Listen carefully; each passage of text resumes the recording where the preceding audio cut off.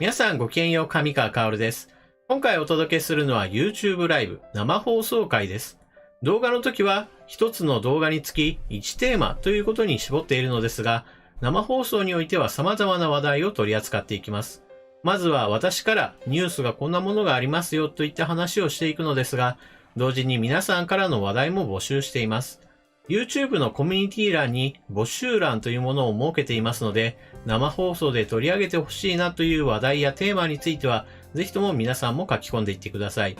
また、放送中にどんどん書き込んでもらっても、それは問題ありません。最新のものから見るという時もありますし、評価順という具合にして並べ直して、その上位から見ていくということもあります。その時の気分によって結構変わりますので、お気軽にどうぞ書き込んでいってください。ただ、一つ注意点があります。動画と違って生放送の場合は皆さんとの対話を重視している面があるために、動画のように情報だけをギュギュッと詰めたというものとは少し雰囲気が違います。ですから私自身も結構のんびりと話題を展開していくこともありますので、そうした雰囲気が苦手だなと思う方は、そもそも動画とは違うものだというふうに受け止めてくれると嬉しいです。それではこれより本放送を開始します。ぜひとも最後までご一緒ください。それではスタート。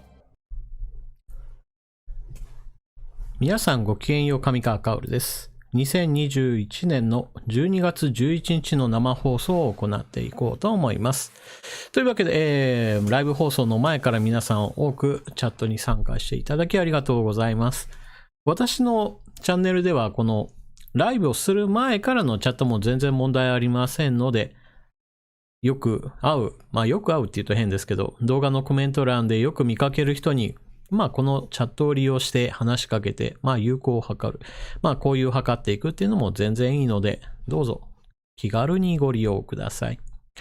というわけで、初見の方も何人かおられるようですので、そういった方も全く気にせず、どんどん入ってきてください。もちろんこのチャットっていうのは特に強制するものではないので、私見るだけですよっていう方も、昔からこのチャットに対しては、リードオンリーですよっていう方も、全然問題ありませんので。よいしょ。そして、今日もいつものように皆さんからコミュニティ欄で話題募集などをしております。こちらの方の話題を主にしながら、およそ2時間ぐらいというのをめどにして進めていこうと思います。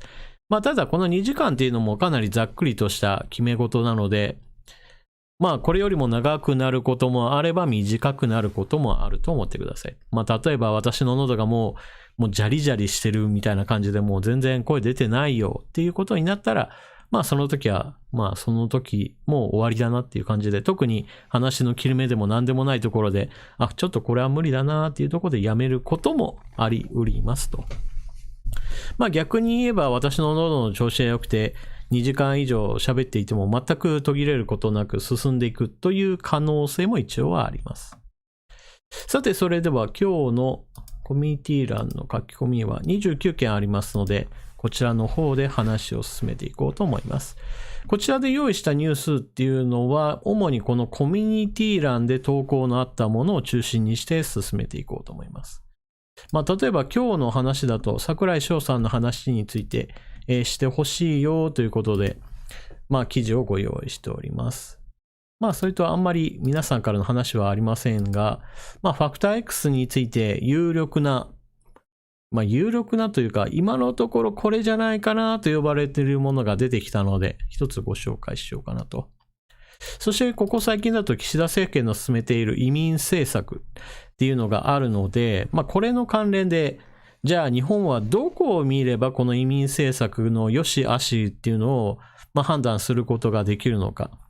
成功例と失敗例っていう話をすると、成功例っていうのはなかなか出てこないんですけど、失敗例はいくらでも出てくるよ。そして現在進行形でニュースが出てますよっていうところから、ちょっとフランスの話を持ってこようと思います。フランスは大統領選に向けての国内政治が今ものすごく動いている時期で、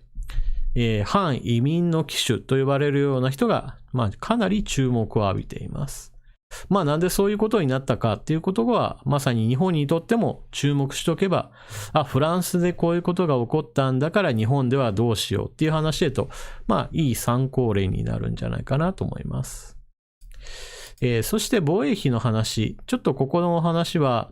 岸田政権との関連もあるんですけれども、安倍政権、菅政権、そして岸田政権と、進んでくる中において、防衛費の話、そして防衛の計画や自衛隊の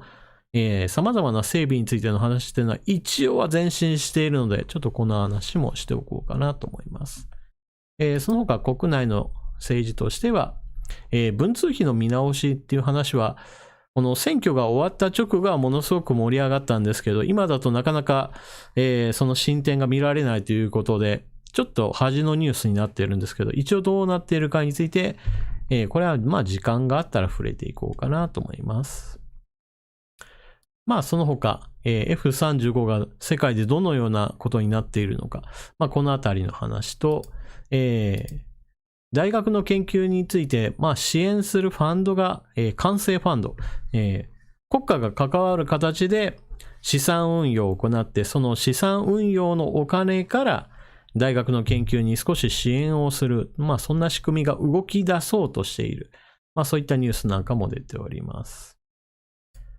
よいしょ。その他小型原子炉の話と、全くそういう大きな話とはガクーンと変わるんですけれども、ミスユニバース世界代表っていうので、ちょっとね、これ、私が取り扱うネタではないとは思うんですけれども、かなりびっくりするような、コスチュームをしていたので、これも箸休め的な話題で触れるかもしれません。それと、こちらコミュニティの方の話であったんですけれど、今、台湾と断交して中国共産党と改めて国交を結ぶよっていう動きが中南米で起きています。このあたり国際情勢の話にもつながってくるので、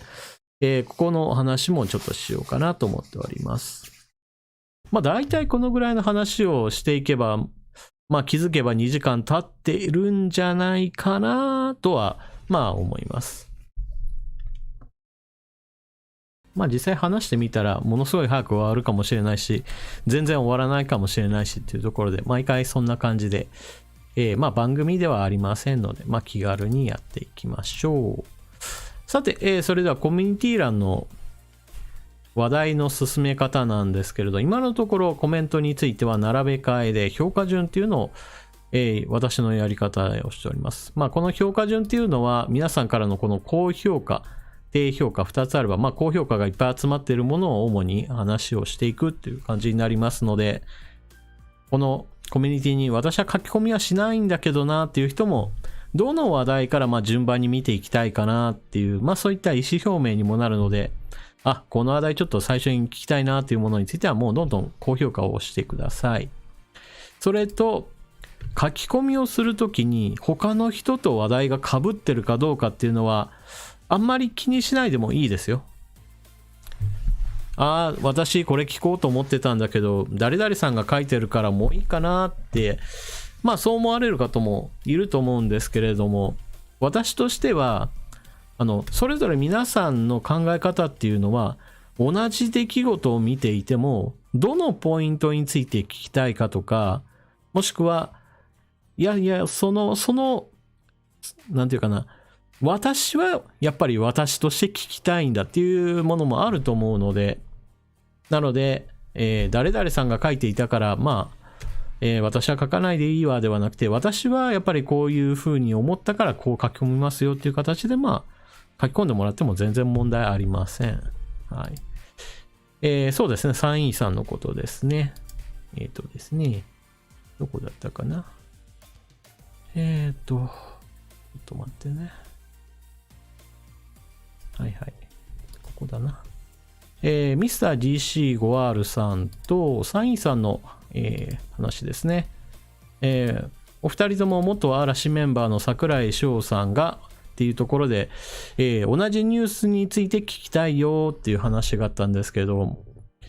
で、コメント欄の中では、お互いに、そういう、被っちゃいましたねっていう話をしてますけど、被って全然いいんですよと。それだけ多くの人たちが聞きたいんだなっていうのもわかるので、私としては。例えばですね、10人が同じ話題をずらーっと書いとったら、そんなにみんな聞きたいのみたいな感じで私は思いますから。評価順で並べるとは言いましたが、そのようにして、コメントが10人から同じ話題でバンバン入ってるとか、そういった極端な形で出てくれば、みんなすんごい気にしてるんだなっていう、かなり意思表示というか、状態がわかるので、そんな感じなので、他の人とネタが被っても私は気にしませんので、どんどん書き換えてください。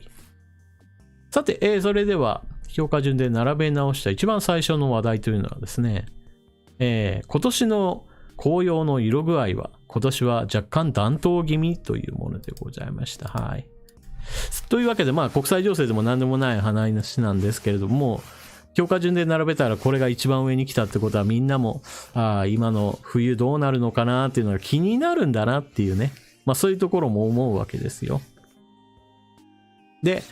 紅葉の色具合なんですけれども、この秋はちょうど新型コロナの問題が一番、沈静化している時期で、特にみんなにとっても、私の県だと感染者がもう何日も出てないわ、確認されてないわっていう方も、結構いたんじゃないかなと思いますね。今でも日本では、1日、全国っていうもう一番大きい枠組みで見ても100人とか200人で終わって、で、一つの都道府県のレベルで見ると、ここは十何人でしたよっていうところもあれば、もう私のところは0人でしたよっていうところもあるので、非常にこの紅葉を見に行くには良かったんじゃないかなと思います。で、私も紅葉は見に行きました。で、紅葉見に行くときには本当にいろんなサイトで、今はここが見どころですよ、みたいな感じで、案内もされているので、そういったところをちょっと中心に回っていきましたけれども、紅葉はすごく良かったですね。で、変な話なんですけれど、今は、新型コロナの問題もあって、海外からの観光客の人が、全然ってことはないですけど、ほぼほぼいない状態なので、日本人だけに近い状態ですからね。なのでそういったこともあって、私は非常にこの紅葉が楽しめたっていうのがありますね。で、逆に言えば、今の時期コロナの沈静化っていうこともあって、みんなも外に出やすい時期だったので、日中になればもうものすごい人混みに、揉まれてみたいな感じにはなるので、これは来年2022年っていうのは、おそらく観光客が少しずつ、規制が解除されていくっていう年になると思うので、だんだんと海外からの来る観光客の人も増えてくると思うんですよ。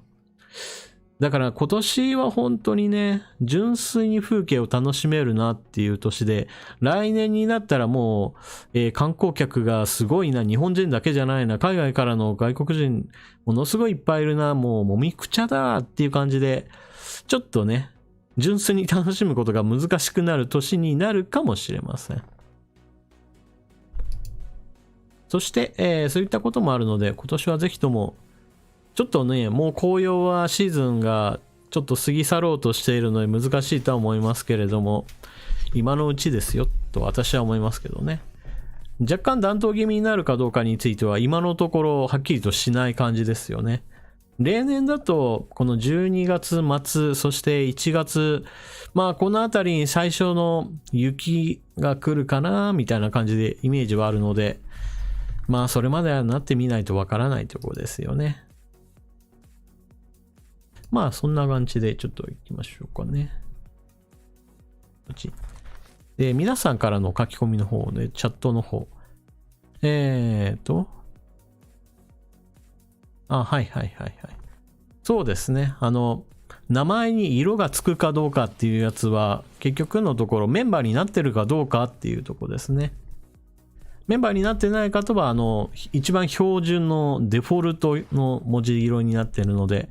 文字に色がつくかどうかっていうところは、メンバーになるかどうかっていうところですね。一番安いところで100何十円からありますので、ぜひとも、支援メンバーになってくれると嬉しいです。皆さんからのチャットの中でちょっと書き込みであるのは、こたつねこさんですかね。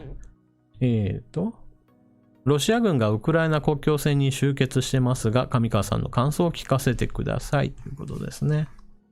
こちらは国際情勢の中で実は一番大きな話題になっているところで、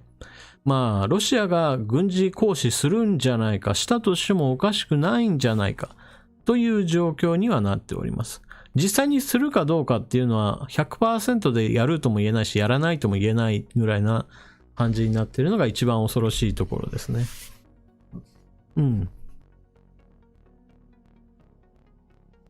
で、なんでロシアがそうやって国境を突破するかもしれないっていう状況になっているかといえば、ウクライナが NATO に加盟することによって、ロシアにとっては、EU とのこの接点、この NATO 軍との接点っていうのがものすごく、緊張関係を生むと。で、ロシアとしては、この NATO がどんどんとロシア側に広がってくることに対してものすごい、警戒感があるので、ウクライナが完全に、NATO 側に入る、つまりヨーロッパ、特に反ロシア側に入ってしまうのを許せないぞっていうところから、軍事的な圧迫を加えていると。で、実際問題、ウクライナにはもう軍事的な面で言うと、ロシア軍を押し返すことはほぼ不可能だと言われているので、今やるんだったらロシア圧勝になると。で、今の時期を逃すと、このウクライナっていうのは結局圧迫を受けている以上、自分たちではどうにもできないと。でもどうにもできないからこのままほっとくわけにもいかないんで、ロシアは NATO には入るなよって脅しをしてるんですけど、その脅しをしているがゆえにウクライナはもう NATO 入りを目指すしかないっていう、かなり無茶苦茶な状況にはなってますよね。で、この件に関しては、現在ウクライナは NATO に加盟しているわけではないので、アメリカのバイデン大統領は、もしもロシア軍が侵攻するようなことが起こったとしても、アメリカとしては直接的に武力介入するようなことはちょっとできませんよと。で、EU の側、NATO 諸国にしても、NATO の加盟国諸国にしても、現状、じゃあウクライナにロシア軍が入ってきたとしても、やっぱり加盟国では現時点ではないわけなので、即時に何か武力を使うっていうことはありえないと。だから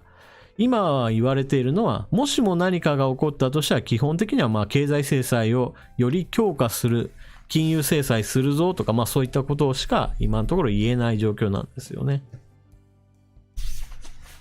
この後実際に軍事力を行使するかどうかについては私も全くわかりません。やったとしたら、なんだかんだ言って今まで通りの、いや、これはロシア軍じゃないよ。あくまでもウクライナ領内にいる親ロシア派の軍事勢力が勝手にやったんだろうっていうのを使うのかなと。そんな無茶苦茶な話ないですけど、でもそのためにどんな準備をしているかっていうと、今のところロシア軍の戦車のその所属部隊名であるとか、いわゆるロシア軍のものですよっていうのを示すような名称とかについてはそれらについてカバーして消してしまうとか、そういう地味な作業をしているんだそうです。それが一体どういうふうにして情報として出てきているかっていうと、戦車は基本的に長距離を輸送する場合においては鉄道の貨車に乗せてやってくるんですけれども、その鉄道にどんな風にして乗せられているのかなっていうのを写真を撮っている人たちっていうのがいて、でその鉄道に戦車がいっぱい乗ってるなっていうのを写真を撮る。その写真を見ると、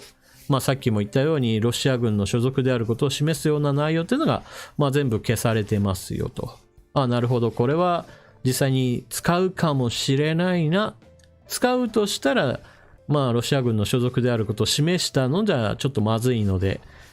そういったことを準備として進めているんだなっていうのが伝わってくると。で、この件に関して言えば、今 ZBV さんが書かれていますけれども、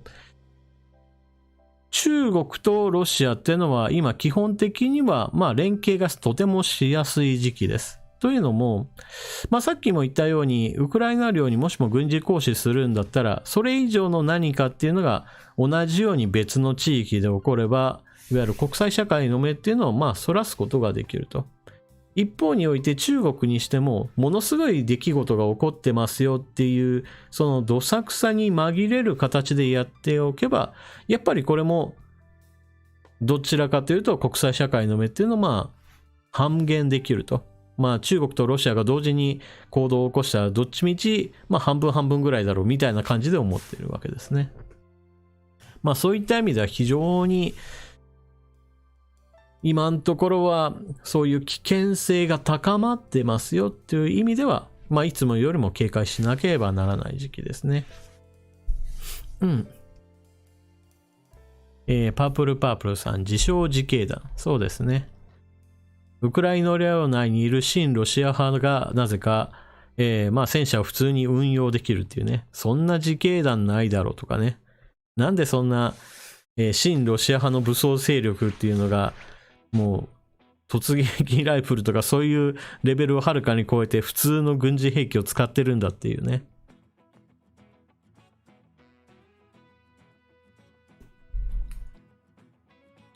まあ一応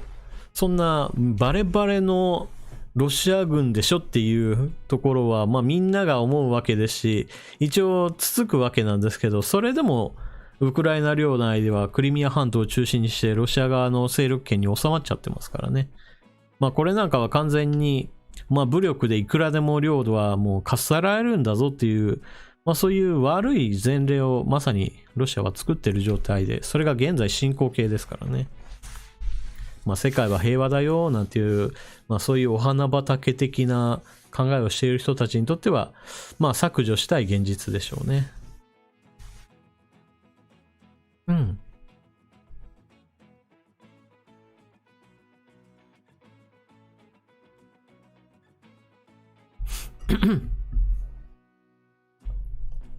まあさて、それではいきなり、紅葉の話題からチャットの方に行きましたが、まあこのチャットの質問だと、まあウクライナ領内の話をしましたけれども、コミュニティの方では確かこの話題はなかったと思うのでちょっと取り上げました。よいしょ。さて、それでは次行きましょうかね。黒猫スバタンさんの書き込みありがとうございます。ちょっと画面戻しましょう。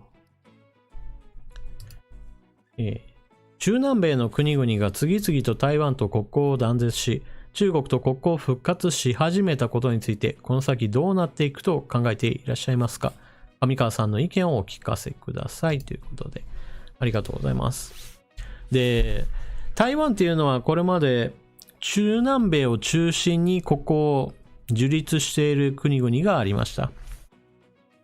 しかしここのところどんどんこの中南米が中国共産党に切り崩されている状況で、まあ、次々と台湾側との国交断絶、そして中国共産党との国交樹立っていうのを連続的に行っています。ここ最近それが目立っていて、つい先日もアメリカのバイデン大統領が主催というか呼びかけを行った民主主義サミットっていうのに合わせる形でこの中南米の国が離反するっていう出来事がありました。じゃあこの先どうなっていくかっていう見通しで言うと、基本的にはこの中南米っていうのはまずアメリカに対しては反米国家が多いと。で、このアメリカとの関係を言うと、先ほども述べたように基本的にはアメリカと仲良くなれないなーっていう国々が多い中で、じゃあ中国共産党の方としてはそれを生かす形でまあお金をばらまいて、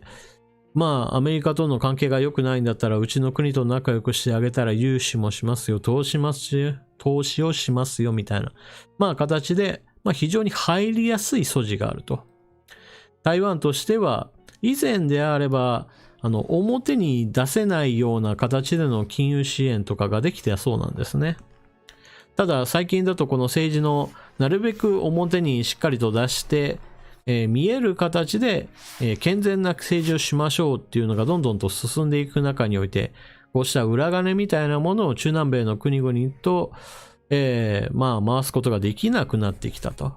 つまり実利としてはもう台湾としっかりと手を結ぶよりももう中国側から金をガンガンもらった方がはるかに、いいんだよっていう状況が出てきて、でそのような状況の中で例えばアメリカとしてはいや中国と組むなよっていうようなことを言おうとしても、そもそもその中南米の国々で、反米の人たちが多ければその話説得はうまくいかないわけですよね。そういったような事情もあって、アメリカとしては自分の裏庭と呼ばれるような中南米が反米国家であって、さらに言うと中国と結びつくのはとても快く思っていないんだけど、これを止めることができないし、おそらくはこの影響力っていうのは広がる可能性があるっていう状況ですね。ただこの状況っていうのは、今だと中国がどんどんと勢力を伸ばすのにこの中南米に手を伸ばしているわけですけど、もともとこの地域が反米国家が多い、左派政権が多いっていうのは別に今に始まった話ではないので、残念ながら中国が伸びやすい素地っていうのがもう随分と長い間この地域では醸成されていたっていうことはありますよね。このあたりはアメリカ外交の残念ながら失敗しているとしか言いようがない部分だと思いますね。台湾はこれをじゃあ盛り返せるかっていうと、現在の情勢から言うとこれがまた難しいと思いますね。なので残念ながらこの地域がどんどんとオセロをひっくり返すように台湾側の国交がもうどんどん断絶される危険性は高いと思ってますね。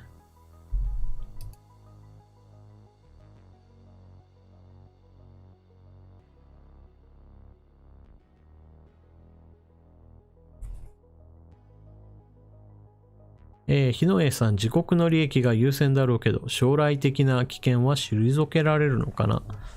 基本的にはこの中国がお金出しますよって言った時は必ず見た目上にはそのようにして相手国に利益があるように見せるわけなんですけれども、実際的には例えば投資をしますよ、港を整備しますよっていう話になってお金を貸し付けたら、そのお金が一体どこに行くかっていうと、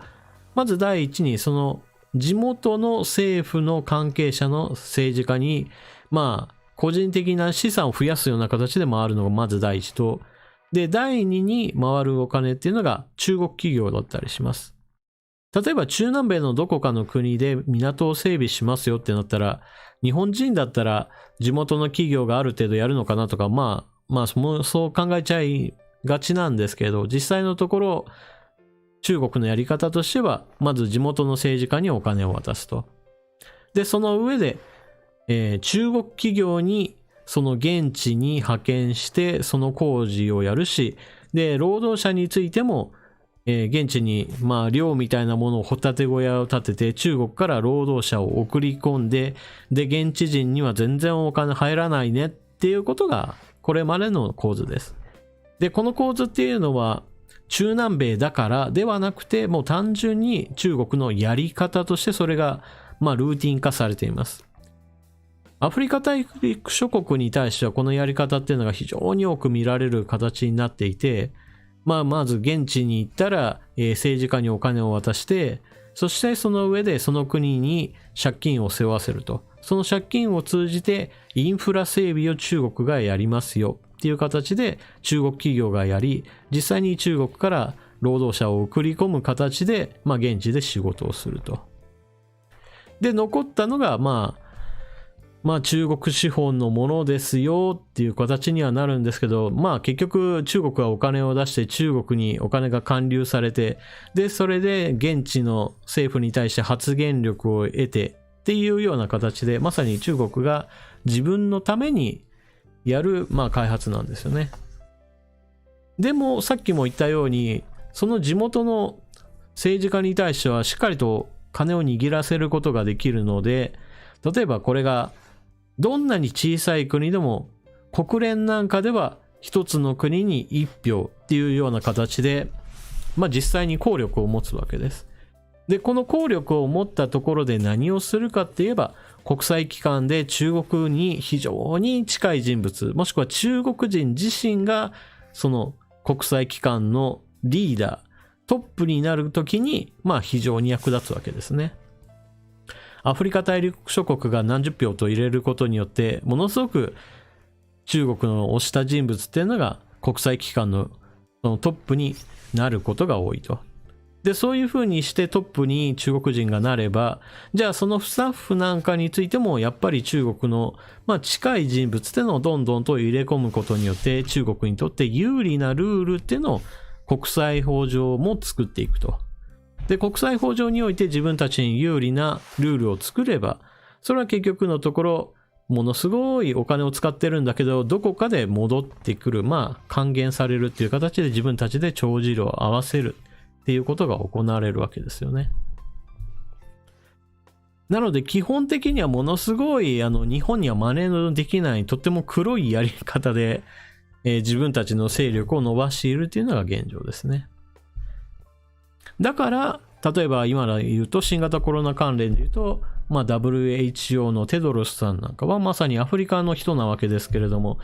その当時はその地元の政治家として彼は、政治家だったかなどうかっていう、そこは突っ込まれるところはあると思うんですけれども、地元はかなり中国からの支援を受けているっていうこともあって、かなり近い人物だなと言われていますよね。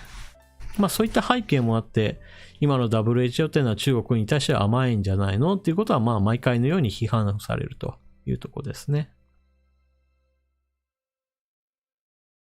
というわけで、黒猫スバタンさんの書き込みに対しては、中南米の国々は今、台湾との断絶をして中国共産党と手を結ぶ動きが出ていると。この動きっていうのは残念ながら、なかなか止まるものじゃなくて、これからも台湾にとっては非常に厳しい時代がこれからも続くと私は思っています。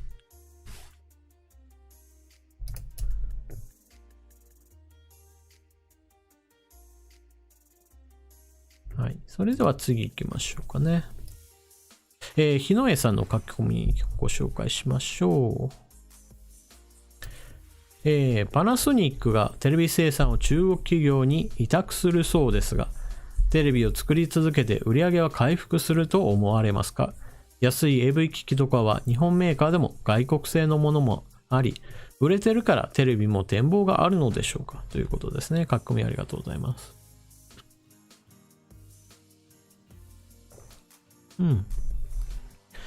日本メーカーのこのテレビの関わりなんですけれども、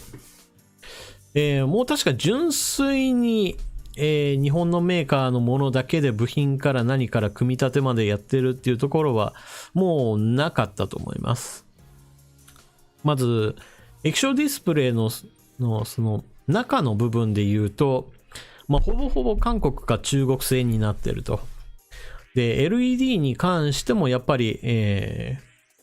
韓国の LG 電子ですね。LG 電子が作っているものをもらって部品として組み立てるっていう形になっているので、そこに、中国メーカーもどんどん追い上げている状況なので、どっちみち今日本のメーカーで液晶パネルからっていう段階で作ってるものはもうなかったはずです。東芝はレグザっていうブランドありましたけど、あれももう中国メーカーに売ったし、で日本の総合家電って言われるようなところもほとんどが、中国メーカーにハイアールとかに、部門ごと売り渡すであったり、もしくは事業名は残すんだけれども中身は中国企業ですよっていう形でもう入れ替わってるところのがほとんどですね。でこのようなことになったのは基本的には日本メーカーっていうのが残念ながら、この世界展開をうまくすることができなかったっていうのが残念ながらあって、そういったこともあって今ではもう今の段階から盛り返すことは不可能だと思います。基本的にはもう量産効果でガンガン作って安い値段で戦ってっていう中国モデルに今勝てる状態にないと。で中国モデルの一番厄介なところは、一番スタートの時点では中国共産党ががっつりお金を投入してもう安値戦争っていうのを仕掛けるっていうこのやり方に他の国でちょっと対抗できなくなっちゃってるんですよね。本来であればそういった極端な、国の関与でお金をがっつりっていうのはね、ものすごい批判されたんですけど、ただしこれを裁くことができないんですよね。WTO っていう国際的なそういう貿易に関する話し合いをする場所はあるんですけれども、今のところ中国は1人当たりのお金の稼ぎが少ないんだから我が国は先進国でも何でもないっていうような形であくまでも後進国扱いしてくれっていうのを続けています。このあたりがなかなかねしたたかなところで、自分たちがものすごく、GDP 伸びて世界2位でいずれアメリカを追いに行くぞみたいなことを言いつつも、そんぐらいでかい国だったらあなたたち国際的な責任を持った行動しなさいって言われると、途端に自分たちはいやいや私たちの国は一人ずつの稼ぎなんか全然ないんだから、あくまでも後進国扱いしてください。なんで先進国みたいないろいろなルールを従わないといけないんですかみたいな形で責任逃れを行うと。でそれを許すような残念ながら今の、ルールになってるんですよね。自分たちが先進国なのかそれとも途上国扱いなのかっていうのは基本的にはその国の、自主申告、自分で我が国はもう先進国として、扱ってくださいよっていうのが大事になると。ちなみに台湾はもうとっくの前にこの先進国っていうのを、少なくとも開発途上国ではないですよっていう形で自分たちで行って国際的なルールにのっとった形での貿易を行っております。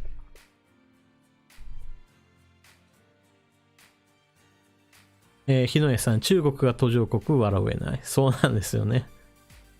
もうこれをね、許さざるを得ないっていう今のルールが一番の問題なんですよね。で、この WTO のルールっていうのがそういった中国の横暴っていうのを許す、そういったルールだっていうのが、まずそもそもの問題で、WTO 改革をしなければならないっていうのは、これまた結構前から言われていることです。ただし、ルール改正しようと思ったら、結局のところ、全加盟国の賛同を得るような形にしなければ、この話がまとまらないっていうこともあるので、じゃあこんなもん使えねえよ、なんとかならねえのかよっていうことで、アメリカのトランプ大統領の時代でこの WTO 改革できないんだったらもうアメリカこの WTO から脱退するぞっていう圧力を加えたみたいな話が以前はあったわけですね。バイデン大統領に代わってこの WTO 改革が進んだかどうかっていうのはほとんどニュース出てないんで、状況としては変わってないんだなと、全然進んでないんだなっていう状況になってますよね。そうですね。中国を加盟させたのが悪いっていうのは、ちょっとね、それはありますよね。もう入るんだったらルール守れよっていうところをやらないといけないし、入るんだったらルールについてももっと改正してより良いものにしておかなければならなかったと。このあたりは完全に中国に乗っ取られたっていうところですよね。ルールの悪用に関しては中国は非常に、いろんな知恵を使うし、そこについて、防御ができていなかったっていうのはありますね。で、井上さんの書き込みにちょっと話は戻りますけれども、こういう家電についてはどうしてもいろんな法則があって、まず一番最初に値段が高い状態でスタートするんですけれども、この値段が高い状態っていうのは長続きしないと。基本的には量産が進んでいけば値段は安くなっていくし、値段が安くなっていく中において価格競争でどうしても淘汰される企業が出てくると。そうなった時に自主生産にこだわり続けていくと残念ながらそこで限界を迎えた企業が市場から淘汰されるということが起こるので、そういった現実をまさに今の日本企業が体現していると。で、テレビの売り上げが戻るかどうかで言えば、中身が中国製ですよっていう状態のものが売れると。で、それをもってして売り上げが伸びたよっていう、そういう見せかけの回復っていうのは起こると思います。実際問題、日本の中において、液晶テレビがどのメーカーが売れてますかってなったら、例えばソニーが売れてますよとかいう話があっても、そのソニーのテレビの中身は LG 電子の LED パネルが使われていたりもするので、だから現実問題日本メーカーの利益がすごい伸びているかって言われると、残念ながらそうではないと。で、今ソニーの話をした理由っていうのは一つあって、ソニーはもうそうしたものづくりメーカーとして考えるのはもうやめたよっていうのがあるんですね。昔だったらテレビが売れなくなったらなんとかこのテレビ事業を盛り返さなくちゃっていうふうに思うわけなんですけれども、もうソニーは、これは今もまんまじゃダメだなと思って、さっきも言ったように LG 電子から LED パネルを購入する。そして組み立ててブランド名としてはソニーをつけて売るんだけど、もう事業の主力はそういったものづくりではなくて、もうエンタメ産業へと、自分たちの軸足を移したと。他の日本メーカーも残念ながら、同じようにして今のまま家電メーカーで戦おうと思ったら、例えばテレビを主力事業になんて言い続けたらもうほぼほぼ無理なので、他のもので稼いでいこう。もう今の時代に合った形にチェンジしていかないとやっていけないと。どっちかというとこの分野で言うとソニーはそういった意味では、この分野もうダメだなと思ったら結構、転身がうまくいった方の部類です。例えば昔はソニーといえばノートパソコンで言えばバイオシリーズがありましたよとか、そういった形でソニーイコール家電いろんなものを作ってました。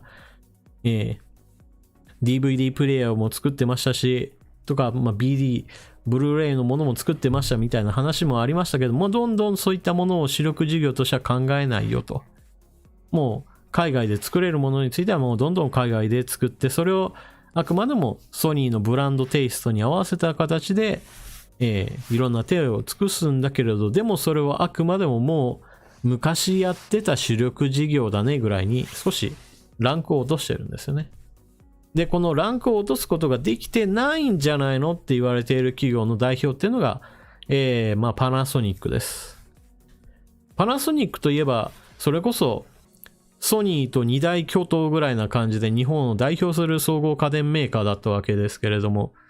正直今のままだとパナソニックやばいなと私は思っています。この事業展開っていう意味において、中国企業が安値でガンガン売ってきますよっていうものともろ被ってくる。かといって高い値段でガンガン稼げる、そういった事業っていうのがない状態なので、パナソニックっていうのはそういう意味では古いビジネススタイルそのままで今も戦っているように私には見えるので、この後の展開が非常に厳しくなるんじゃないかなと思ってますね。よいしょ。ダブルシュナウザーさん、スーパーチャットありがとうございます。上川さん、皆さんこんばんは。こんばんは。もうテレビ見なくなったからなーっていうことですけれども。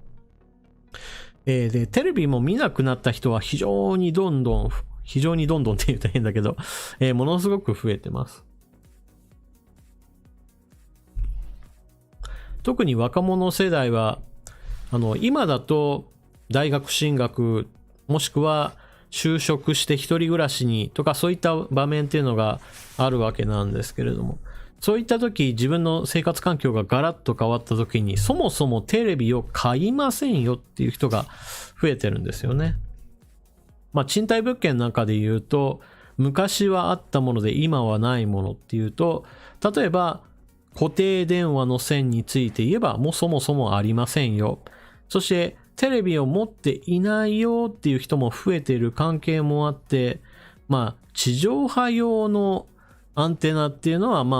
物件にはついてるんだけど、BS なんか見ないでしょみたいな感じで、見たければ自分でつけてねっていう形で、アンテナについても地上波のみ、っていうところも増えてます。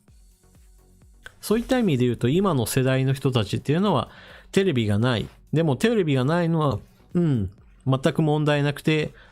家に帰ったらスマートフォンでインターネットにつないで、さあそのインターネットで何を見るかなっていう形で過ごしていると。で、それで、大画面が欲しいんだったらタブレット端末でいいじゃない。ノートパソコンでいいじゃない。なんであんなでかいモニター必要なのっていうところから、もうそもそもテレビを見ませんよっていう人が増えてるわけですね。だから生活スタイルの変化っていう意味に言うと、テレビがこれからガンガン売れるぞっていう時代はもうまず来ないだろうなと思いますね。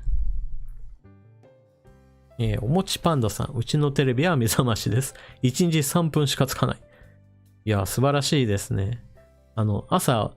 3分で起きれるっていう、私3分じゃ多分起きれないですね。北川明宏さん、いや、パナソニックはバッテリーとか絶対に温度差が上がらない魔法瓶を作ったり、家電以外の分野の開発研究していますよ。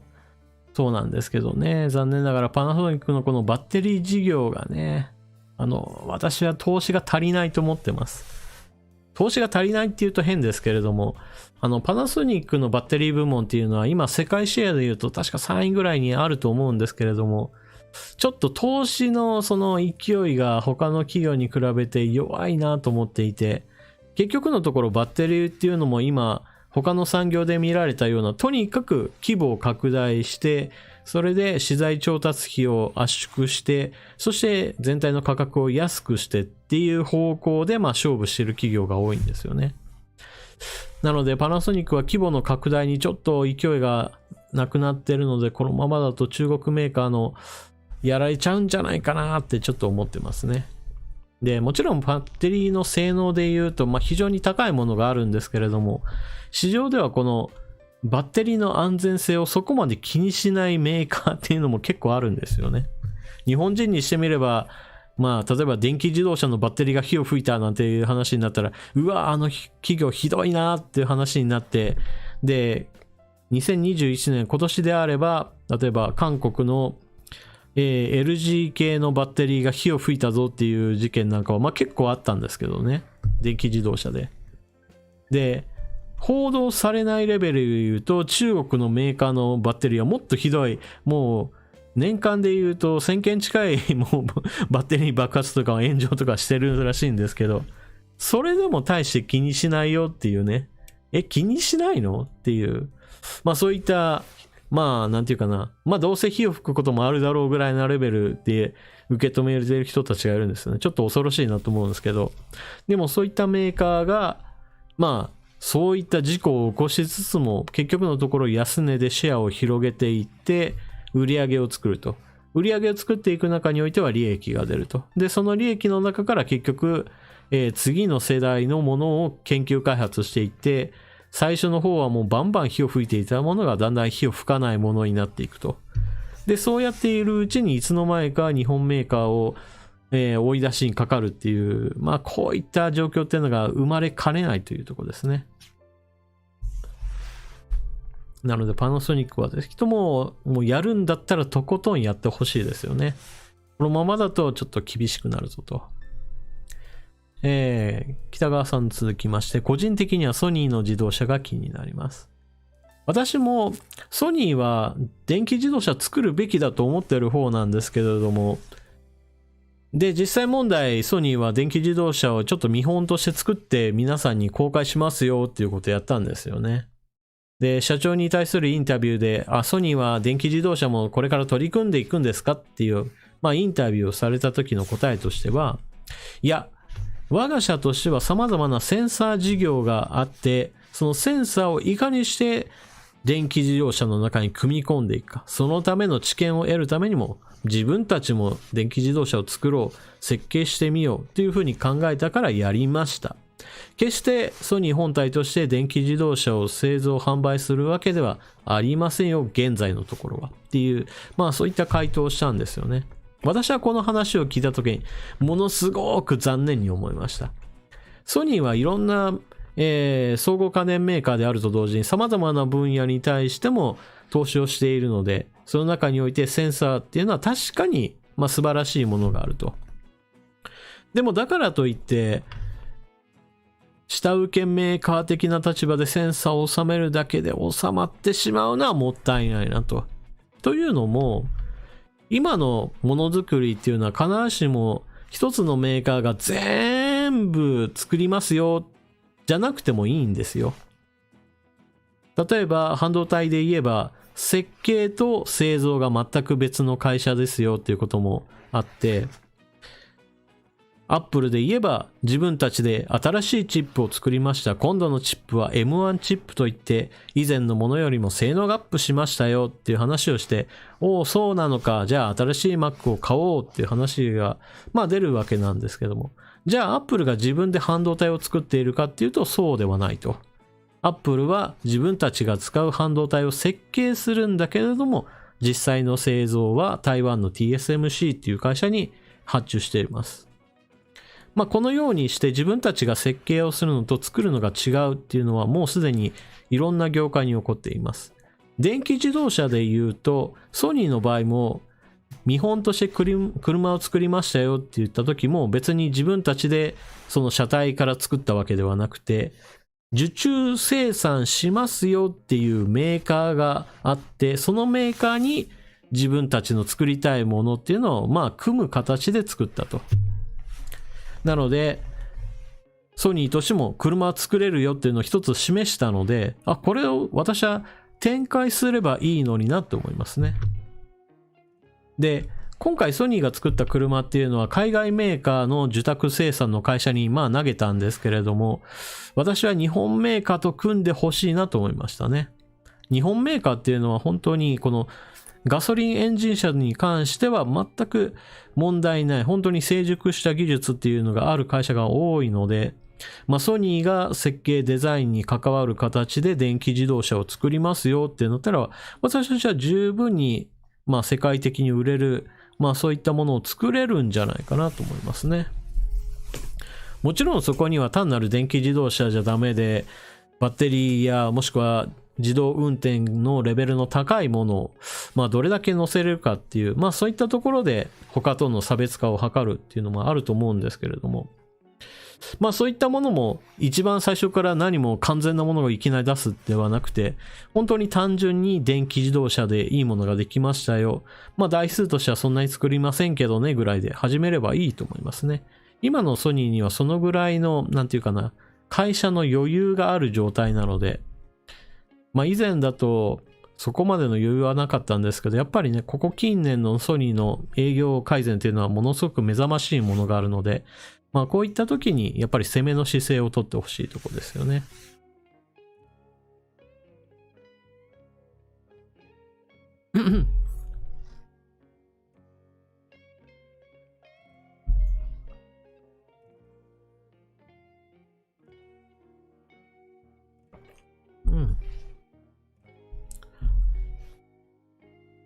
なのでソニーがやるべきことっていうのは基本的には、テスラが示したように、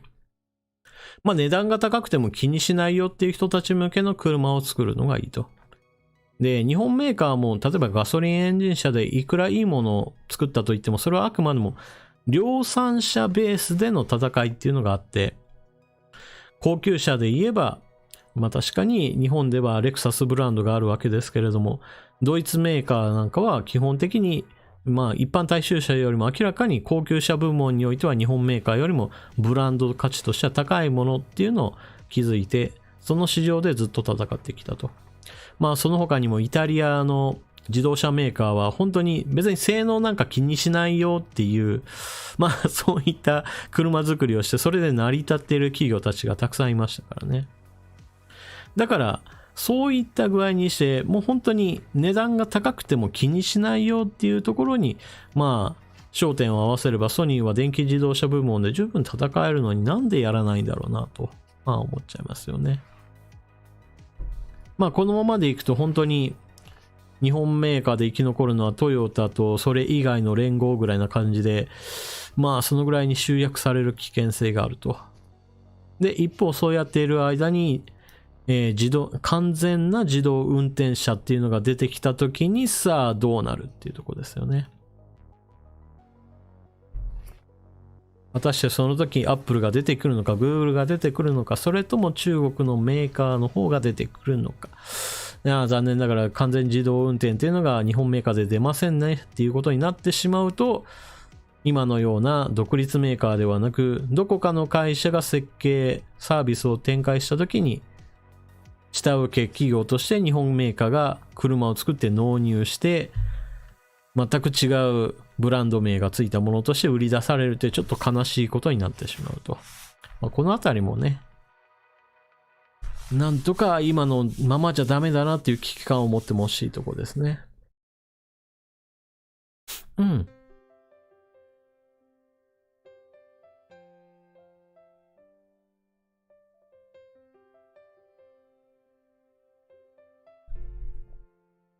ポチッとな。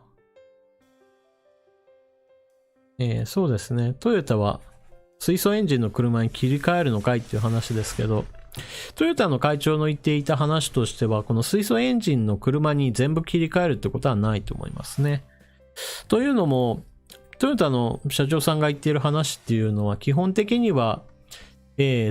てにかけますよっていう形で、何か一つに全力投球っていう形には、トヨタとしてはしませんよと。例えば今のガソリンエンジン車にしても、そもそも電気のインフラがないような国もたくさんある状態で全部電気自動車になんかにしたら大変困る人たちがたくさんいるんだから、うちのメーカーとしては、出せない市場には出さないけれども、出せる市場にはこのままガソリンエンジン車を出しますよっていうことは言ってますからね。例えばアフリカ大陸の、もう砂漠地帯とかに車を売ろうと思った時に、そんなところに電気自動車持って行ってもどうすんだっていう話になりますからね。どうしても電気じゃダメだよっていうところがある以上は、そういった地域向けのガソリンエンジン車は残っていくと。で、一方においてもガソリンエンジン車がもう販売禁止ですよっていう地域向けに対しては、私たちは電気自動車は作っていきますよという形で、やっぱり市場がそれぞれにあるんだから、その市場に合ったものを作っていくと。その中において、燃料電池車であるとか、水素エンジン車であるとか、そして電気自動車であるとか、それぞれのものにそれぞれ開発費をつけて開発を進めていくと。最終的にどれが一番いいものが出てきてくるのかっていうのは、まだまだ自分たちは、可能性にかけると。どこが一本やりっていうのわけにはいかないと。ただしこの水素には一つ大きな問題があって、今の水素を作るのにはあまりにもコストが高いと。とにかくコストですね。水素スタンドを建てようってなった時に、その水素スタンドの建てた建設費をどうやって、なんとか利益に持ってくるかって言えば、ほとんど目処が立たないと。今は助成金、補助金、そして環境にいいよっていう、これだけでなんとか作って普及を図っている状況なので、ほぼほぼ今のままだと、採算が合わないからちょっとありえないよと、商売としては。なのでこの水素に対しては、開発は進んでいくんだけれども、今のところ本命にする予定はないっていう感じですよね。どこか別の事業で儲けたところからお金を開発費を回していって、もしかしたらいいものができるかもしれないから継続開発みたいな感じですよね。そういった意味でトヨタは今のところは研究開発に投資できるお金を稼いでいる状態なので、まだまだ何か一つに絞ってるわけじゃないっていう形ですね。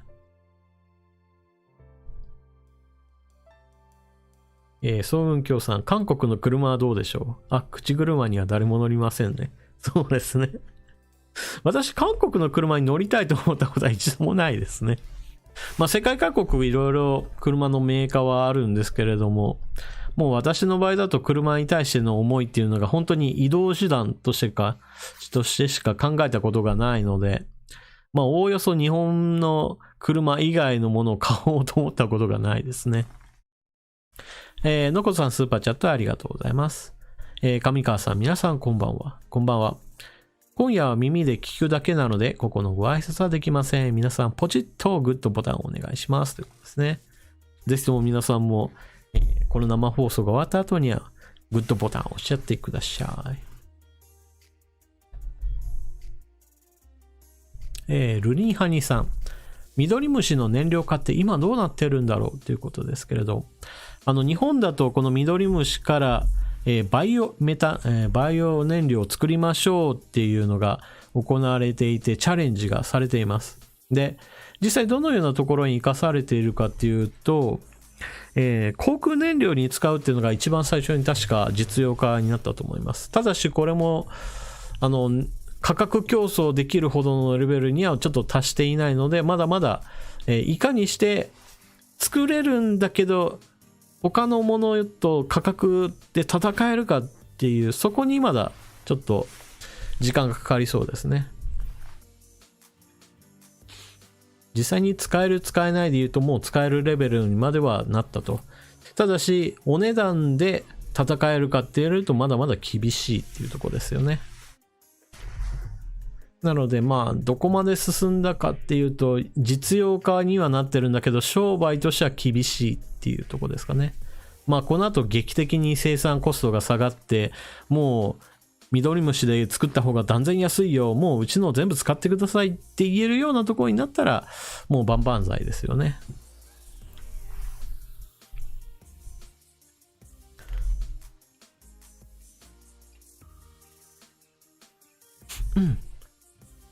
銀行さん。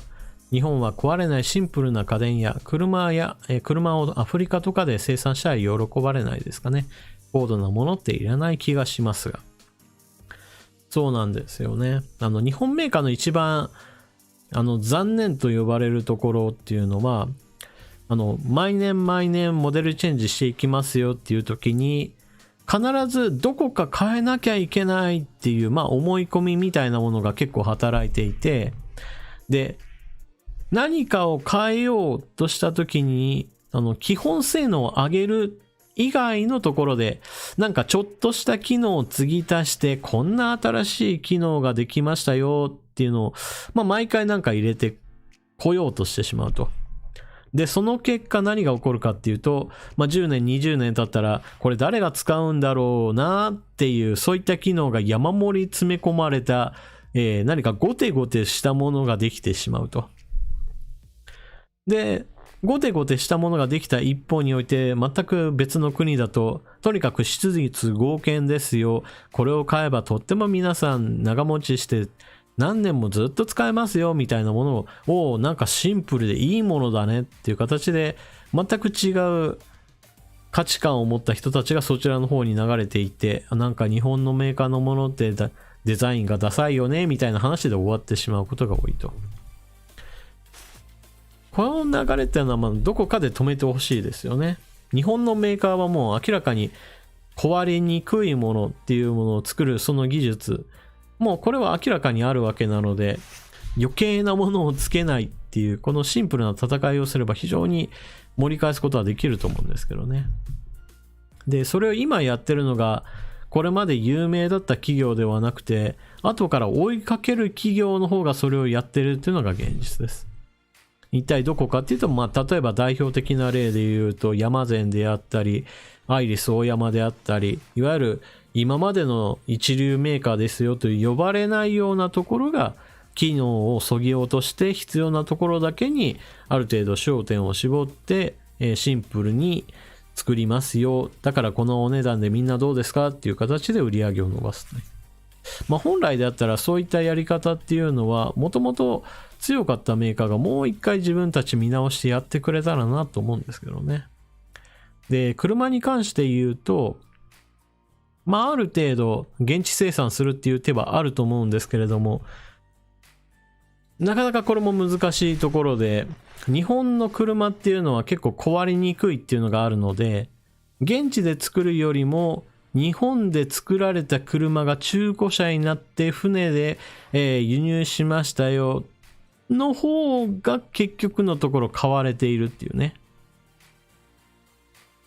これはなんでかっていうと、日本人が使っていたものっていうのは基本的にある程度手入れがされていて、安いんだけど全然使えるよっていうのがあるんですよね。なので、かえって現地で、なんていうかな、日本メーカーのものなんだけど新車ですよって言われても、元々のそのアフリカ大陸で売ることを考えたら値段っていうのは抑えないといけないので、値段っていうのを抑えたものを作ろうとすると、途端に日本メーカーがここ弱いとこなんですよね。もともと150万円ぐらいで売るよっていうのを想定して作っていた軽自動車とかを、じゃあこれをなんとか現地で人が買いやすいように50万円で作りましょうってなった途端に、とってもなんかチープなものができてしまうっていう問題があって、それだったらもともと150万円のものを10年使って、日本人はもう乗らないけど私たちはまだまだ乗るよっていう、そちらの方に価値を見出す人が多くなってしまうと。なのでアフリカに行くと日本の中古車がいっぱいありますよなんていうのはよく聞きますよね。あと建設機械なんかはこれが結構顕著にあって、日本だともうこんな古い、建設用のいろんな工事車両とかもう使わねえよっていうものが日本にいろんな国からやってきて、日本の中古のやつはもう全然もう新品みたいなものさ、うちの国で言えばみたいな感じで、そういった形で買っていくっていうのはよくあることだそうですね。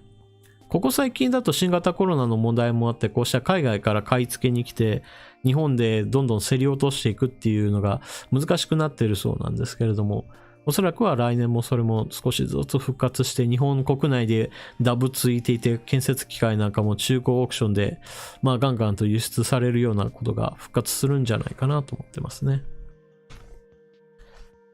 しげさん、同じ設計でも組み立てる人によって品質が違うってことですね。そうなんです。そもそも、どうしても安く作らないとっていうところがスタートしちゃうので、組み立てることによってその組み立ての精度も落ちるだろうし、元々のそのかけられる値段も下がってきてしまうのでね、なかなか現地生産でっていうのも難しいものでございます。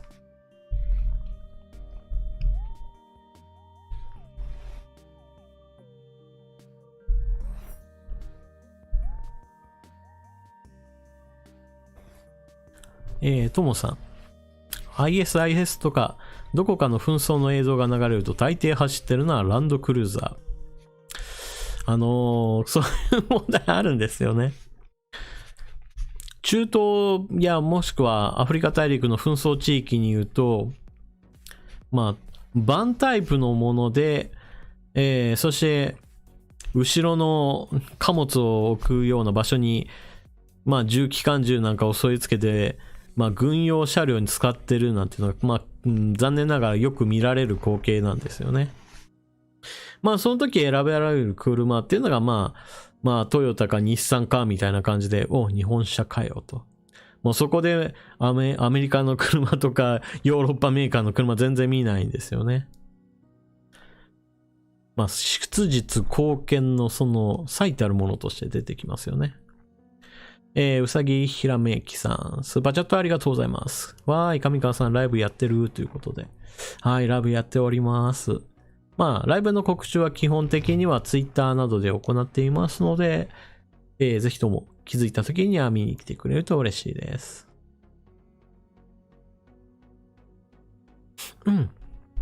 そうですね、ランドクルーザーはね。世界各国に出回っているっていうこともあって、直し方についても知っている人が多いし、部品についていても流通がすごく多いっていうこともあるので、そういった意味で壊れにくいし、壊れても直しやすいしっていう条件が本当に、いろんなところで、軍事組織に目をつけられるというのはあまりいいものではないんですけれども、どうしてもね、いいものを使うんですよね、基本的には。で、こういった日本の車っていうのを、今は中古のが買われていきますよっていう話をしましたけど、同時に今、おもちパンダさんが書かれていますけれども、そもそもそういういい車を盗んでしまったら、なんていうかな、仕入れ値段がゼロでっていうことで、残念ながら窃盗団も日本でものすごく活動していると。で、そういった車っていうのは基本的には日本国内で、なんていうかな、分割するような形で、部品単位にして、それをコンテナにどんどん詰め込んで、さあ輸出だっていう形で、なかなかこれが盗品かどうか分かりづらいようにしてあると。だから分解されてしまうともう元の形っていうのがちょっと分かんないっていうこともあるし、コンテナの中身についても別に全品検査してそれが盗品かどうか調べてるわけではないので、どうしても海外へとどんどんと流れていってしまうって問題はありますよね。日本国内だとそうした車の窃盗っていうのはどうしても盗まれた本人にしてはすごい大きな問題なんだけれども、それがニュースでガンガン流れてみんな気をつけましょうね、だからどうしようっていう話でなかなか行動には結びつかないところなんですけれどね。本当だったらもう、海外の事例を元にして考えれば、車っていうのはシャッターが降りるような形で車庫を作ってその中に入れといてくださいねっていう形へと残念ながらやらざるを得ないと。他の国だったら高いコンクリート塀に囲まれた状態で家の中見えませんよみたいな、まあそういう要塞化するっていうのがだんだん時代としては近づいてきているというところですよね。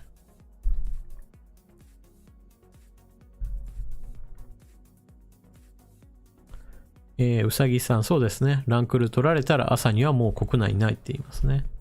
まあ基本的にはもう原型を保った状態でっていうのが一番難しいでしょうね。で、高級車の場合だと原型を保ったままに、もう船便で外に送ってしまうっていうのがあるそうですね。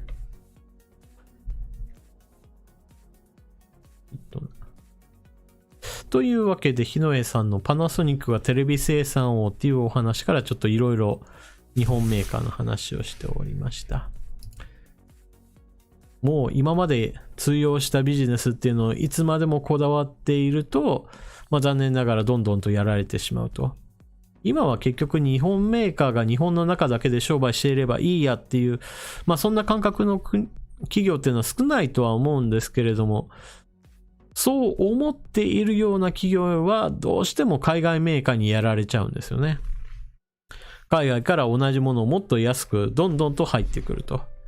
いう形で押されちゃいますからね。まあ今回はテレビの話でしたけれども、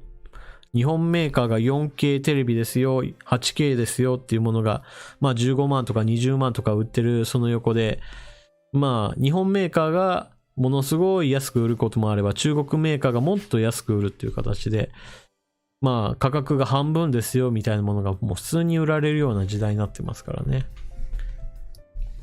なかなか対抗するのが難しい。だから同じところで戦い続けるっていうのはもう日本メーカーとしてはもうできにくい時代になってますね。さて、それでは次行きましょう。ソウンキョウさんの書き込みです。USO、輸送機師、未確認飛行物体を UFO と言いますが、それに対しネスコのネッシー等の未確認生物を、USO、嘘と言いますが、嘘じゃないな、USO ですね。はい。キッシーという名称は、湖に生息する謎の爬虫類のような印象を受けます。また、湖に住んでいるだけに、故障なんでしょう。ということでございます。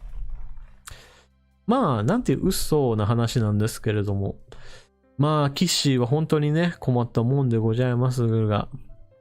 まあ、岸田首相の話をしようと思うのかどうかわからんですが、まあ、ソウキョウさんの、まあ、これはダジャレ的なものでしょう。っていうところで次行きますかね。サインさんの書き込みご紹介します。元嵐メンバーの櫻井翔さんが、元日本兵の真珠湾攻撃の件で、アメリカ人を殺してしまったという感覚は、などとインタビューした件でのご意見が聞きたいです。このコメントに対する皆さんからのコメント、田口さんが書かれていますね。上川さん、皆さんこんばんは、こんばんは。私もサインさんと同じくこの件は気になります。個人的にはこの質問を投げかけた日本テレビ放送作家、プロデューサー、櫻井翔さんの見解をお聞きしたいものです。ということですね。それと同じ話題を書き込まれていたのがミスター DC5R さん。やっぱり櫻井翔さんのインタビュー大炎上、元日本兵にアメリカ兵を殺してしまったという感覚はについて上川さんが思うことを聞きたい。これに対する皆さんからの書き込みでは、まあ、サインさんが同じ内容をかぶっちゃってすいませんという話をしてますが、まあ、これは生放送の最初の方でも言いましたけれども、かぶってしまうのは別に私は悪いことだとは思っていません。皆さんが気になったことっていうのを、まあ、率直に書いてもらえればいいと思っております。よいしょ。同じ話題は他の方は書いていなかったと思うので、はい。というわけで、サインさんとミスター DC5R さんの、櫻井翔さんの、発言大炎上したぞっていうことに関して私が思うことについてお話をしようと思います。これに関しての、よいしょ、まずニュース記事としては、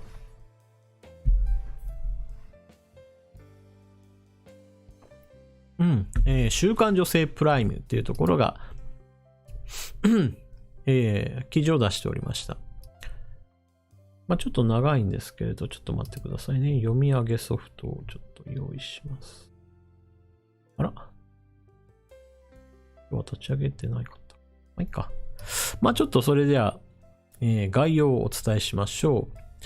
12月6日放送の日本テレビ系情報番組ニュースゼロで、キャスターを務める嵐櫻井翔さんが大炎上している。櫻井翔が大炎上も背景にある遺族の気持ち。今月8日、太平洋戦争から80年が経過するということで、その発端となったアメリカ・ハワイの真珠湾攻撃で魚雷を投下する電撃機の搭乗員として参加した男性に櫻井さんが取材することになりました。特集冒頭、櫻井さんは、戦争は絶対にしてはいけない。太平洋戦争を経験した方を取材するたびに必ず出てくる言葉です。とも話した上で、今回の取材 VTR が流れました。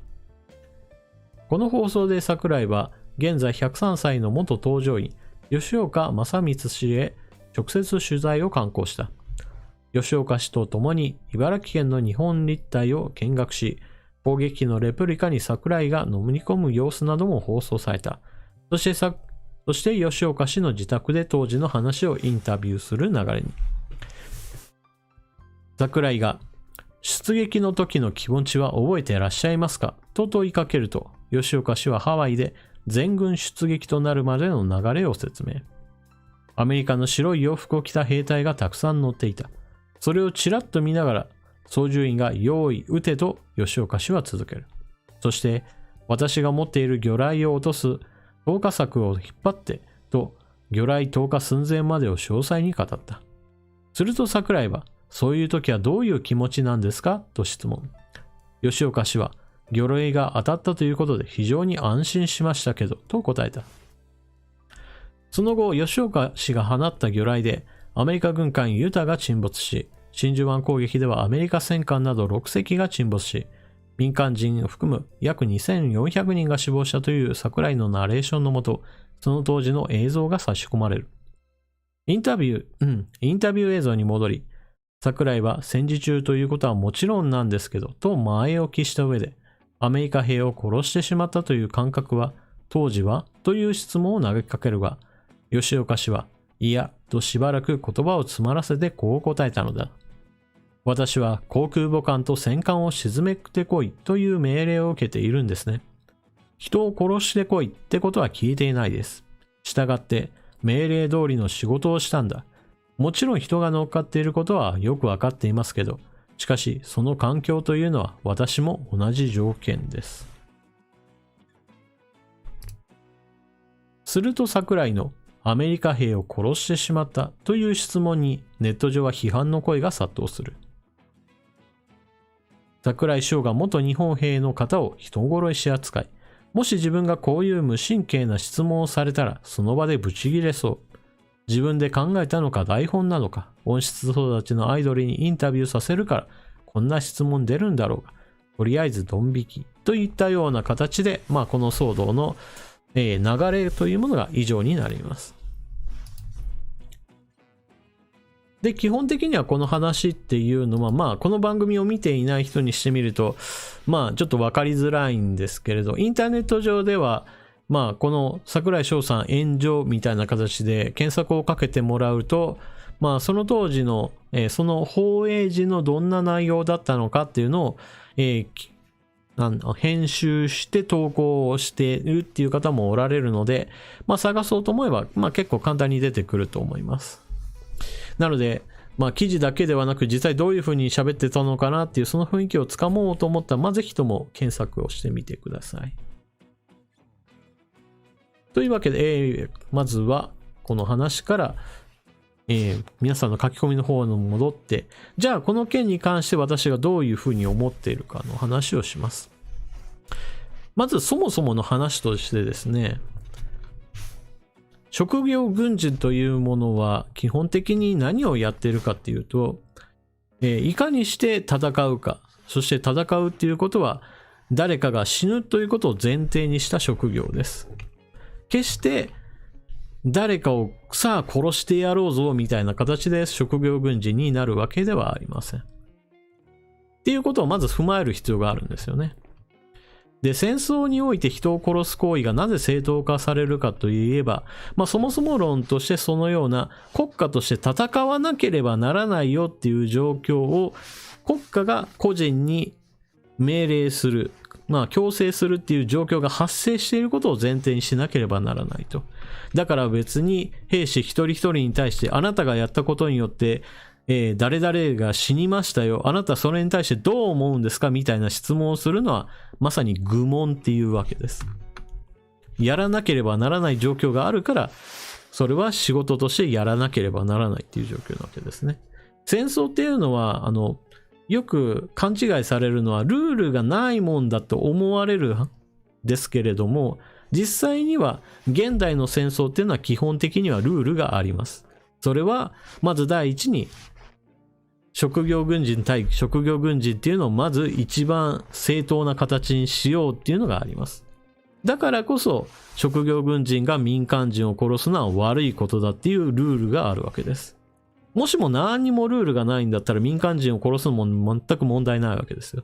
でもそうじゃないのは軍人同士でまず戦いましょうっていうその最初があると。そして職業軍人同士が殺し合うっていうことはお互いの国家がある程度それは許容しましょうねっていう話になってるわけなんですよね。そういったこともあるので、人を殺すことに関してどう思うんですかっていう質問は最初にも言いましたが愚問だし、そんなことを聞くなっていうのが第一にありますね。誰も人を殺したくて別に軍人になるわけじゃないんですから。だからこそ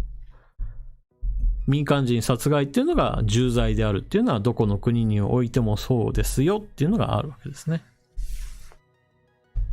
少なくともこの、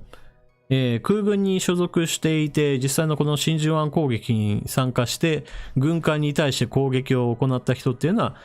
そういった意味では国家の命令であなたは戦いなさいよっていう命令を受けて戦いましたよっていうもう何ら非難の余地が全くない人なわけですね。確かに人を殺したっていう状況はあるけれども、それはあくまでもルールにのっとって国家同士における約束事みたいなものの上の中で戦っている状態なので、この人に対して個人的に何か、責任を問うような言い方っていうのは筋違いですよという話ですね。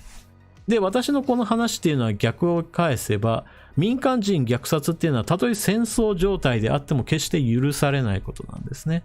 だからこそ私たちは言わなければならないのは、例えば原爆であるとか東京大空襲であるとか、もしくは日本兵が投降した際にその投降兵を、殺害していたといったような問題、そういったことを本来であれば、一番の問題として、言わなければならないと。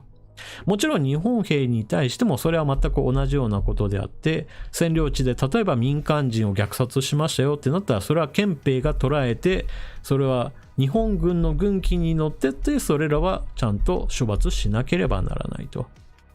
いうところですね。だからそれは別に日本軍であろうとアメリカ軍であろうと全く同じことであって、民間人の虐殺のようなことはこれはもうまさにたとえ戦争であろうとルールを逸脱した戦争犯罪なわけです。で、この話の続きとしては、勝ったらその戦争犯罪をなかったことにしようっていうのがまさにこれが勝者の恐ろしいところですね。勝ったらそのような民間人虐殺について不問に付すっていうのが残念ながらに人類の歴史です。負けた方の側に対してはもうそれはもう全てなんだったら何にもやってないような人も罪をかぶせられてその重罪の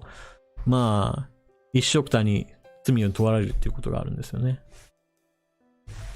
一方において勝った側の方だとそういった戦争犯罪についてはうちの国は勝ったんだから正義だ、正義は何をしても許されるんだっていう論理がいきなり働いて、東京大空襲にしても原爆投下にしてもいやあれは正しかったんだ、あのようなことをすることによって戦争の長期化を防いだんだみたいなことが平然と言われてしまうと。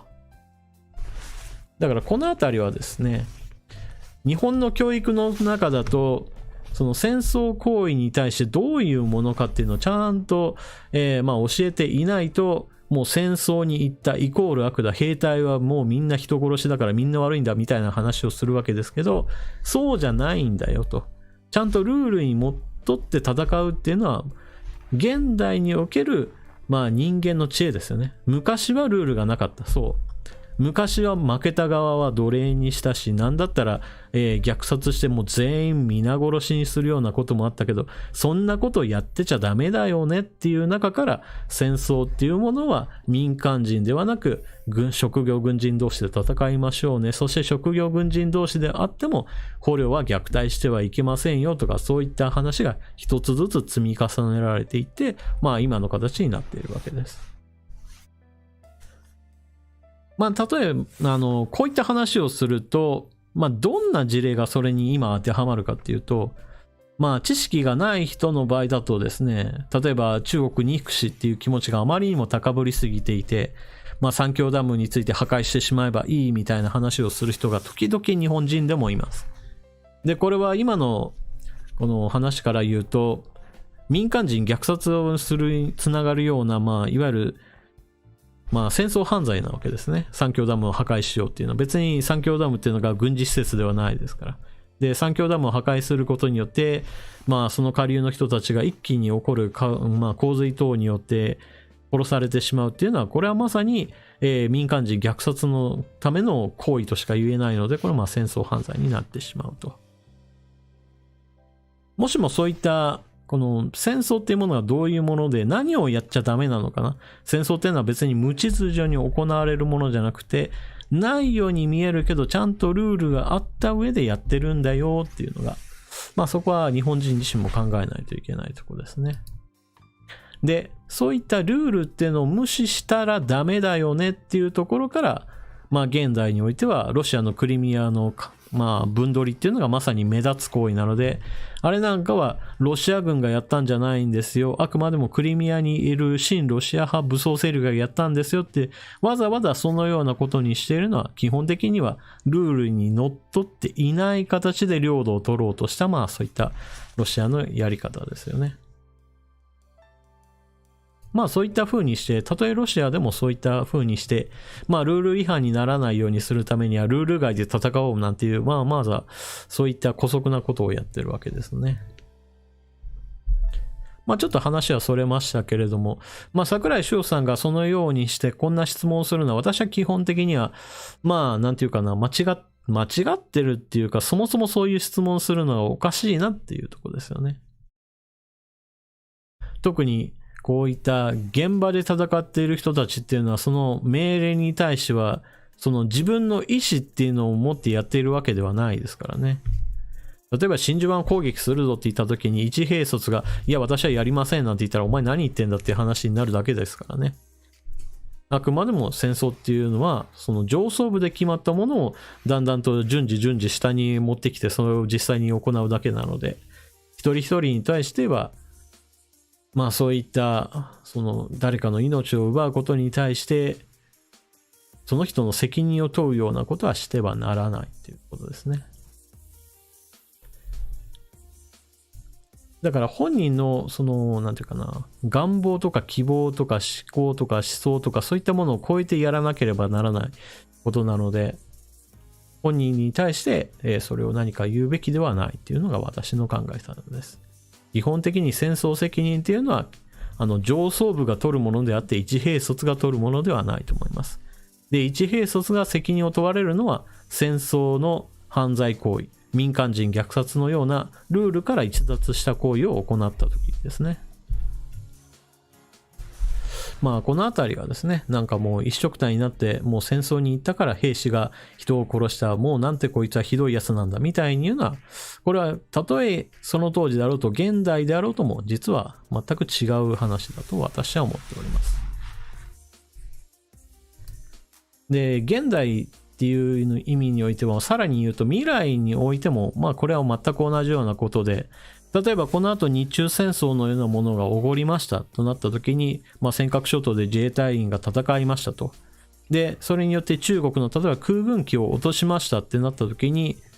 その空軍機を落とした、例えばミサイルを撃ちましたよっていう日本の航空自衛隊もしくは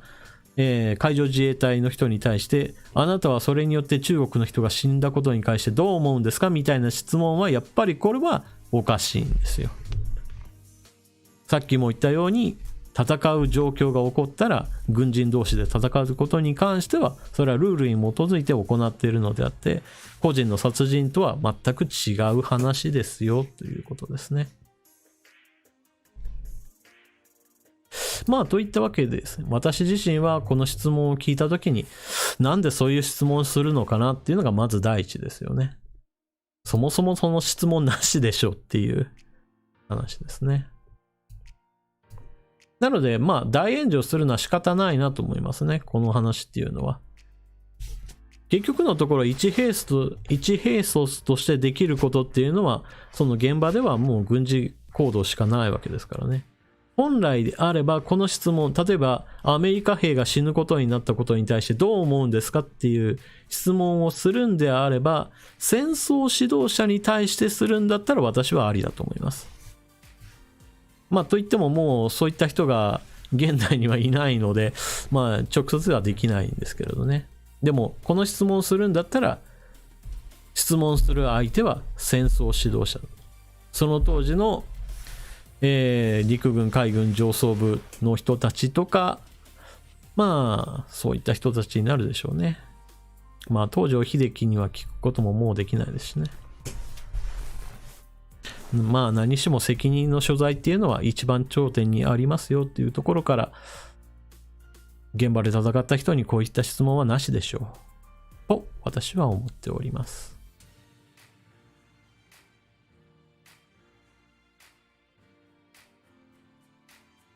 チャットの方でちょっと、コメントを拾いましょう。にゃーのすけさん、ダイナマイトが戦争に使われたことでノーベルに非難が殺到し、物色するためにノーベル賞を設立した。まあノーベル賞の設立にあたってはこのダイナマイトの発明っていうのがまあ一番大きかったかと。一番最初としてはいわゆる採石とか使われるような形でまあガンガンぶっ飛ばすのに使おうぜ、使いやすいものにしようぜっていう、そこから一応はスタートはしているんですけれども、結局は使いやすいダイナマイト、火薬っていうのはまあ軍事品としては非常に優れていることもあって、まあその後のまあ通常品としてものすごく普及したと。まあ自分の作ったものでたくさんの人が死んだしね、武器商人かお前はみたいなね、より多くの人たちの死をもたらすようなことになったのはお前のせいだというようなまあ非難が集中することになったと。まあ核兵器のようなまあ使われることがめったにないものであっても日本には2発投下されたっていうのもありますけれども、ダイナマイト、特に火薬の進化っていうのは基本的にはそんなもんじゃなくて日常的に使われるようなもの、ありとあらゆる戦場で使われるものなので、もう膨大な人たちの死をもたらしたっていうわけで、まあそれだけあいつがこんなもの作らなければって思う人たちっていうのはまあたくさんいるもしょうがないと。まあその後において罪滅ぼし的な意味も含めてそこから基金を作ってノーベル賞っていうものを展開するようになったというところですね。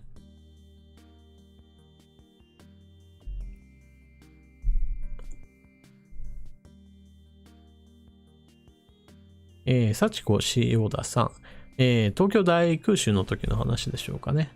街を飛行機で円を描くように油をまいてから爆弾を落としたんだそうですということもありますけれど、まあこれは焼夷弾の話だとは思うんですけれども、まあ東京大空襲がなぜそのようなまあ無差別攻撃になったかと言われれば、まあ基本的にはアメリカ軍がピンポイント爆撃するっていうのを最初は試したんだけども、まあ全然風も強いしうまくいかないなってなって、もうそんなんだったらピンポイント爆撃なんて試そうとせずに、もう B29 でガーッと一気に行っても街ごと焼き尽くせばいいじゃないかっていう、まあそこまで結局アメリカ軍の空軍戦略が落ち着いてしまったということがあります。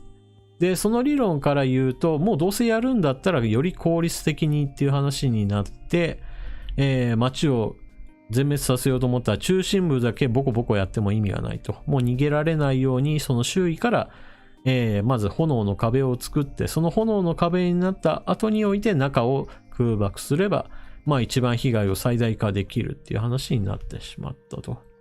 で、この件に関して、じゃあアメリカ軍側の方が、いわゆる民間人殺害で戦争犯罪者として裁かれたかっていうと、まあ裁かれてませんよっていうところが、まさに戦争っていうのは勝ったもんだと悪いことをしても免除されてしまうっていう、まあ恐ろしい現実を、まあこれは本当に日本の教科書で教えるべきな話だと思いますけどね。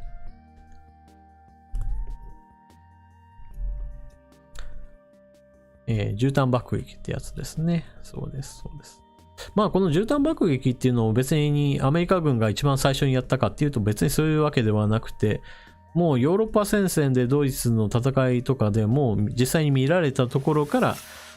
都市空爆っていうものが実際に行われるようになったと。まあ第二次世界大戦っていうのはそういった意味では第一次世界大戦よりもはるかにそういった今までよりもより激しく民間人を巻き添えにしますよっていうのが見られる、まあ、そういった戦争ですよね。山下秀樹さん、スーパーチャットありがとうございます。のど飴当茶にありがとうございます。マヌカハニーののど飴はとっても美味しいです。美味しいですってまあ美味しいだけじゃなくて、まあ喉にいいというのを信じて飴を食べてますね。うん。というわけで、ちょっともうちょっとコメント拾いましょうかね。こたつねこさん、ベトナム戦争では枯葉剤を撒いた米国軍の責任は取ってないよね。そうですね。基本的にはほとんど誰も裁かれないままベトナム戦争は終わった感じですよね。この場合だと勝った側じゃなくて負けたんだけれども、もう撤退してもうなかったものにするっていうと変ですけれども、まあ戦場がベトナムっていうこともあってアメリカ軍は負けたんですけれども、じゃあベトナム軍がその後アメリカに、まあ乗り込んだっていうわけではないので、結局のところやりたい放題やったけど戦争責任はアメリカ軍は問われなかったっていう形ですよね。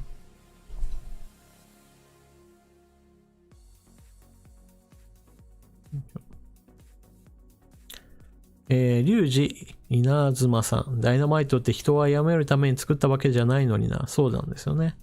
いわゆる民間のために使う、民間のための発明品であっても、それが軍事転用された瞬間にもう全く違う意味を持つっていうのはありますよね。軍事品として先に作ったものが民間転用されてみんなが使うっていうのももちろんあるんですけれども、まあ、例えば私たちが今こうやってお話をしているそのインフラっていうのはまあインターネットなわけですけど、このインターネットっていうのはもともとはやっぱり軍事的な連絡網として作られたものが民間転用されたっていうのがまあ一般的な話ですよね。だからその道具っていうもしくは発明品をどう使うかっていうのはまあ人間の方の話になってしまうので、本当だったら発明品そのものに善悪っていうのは存在しないというわけですね。う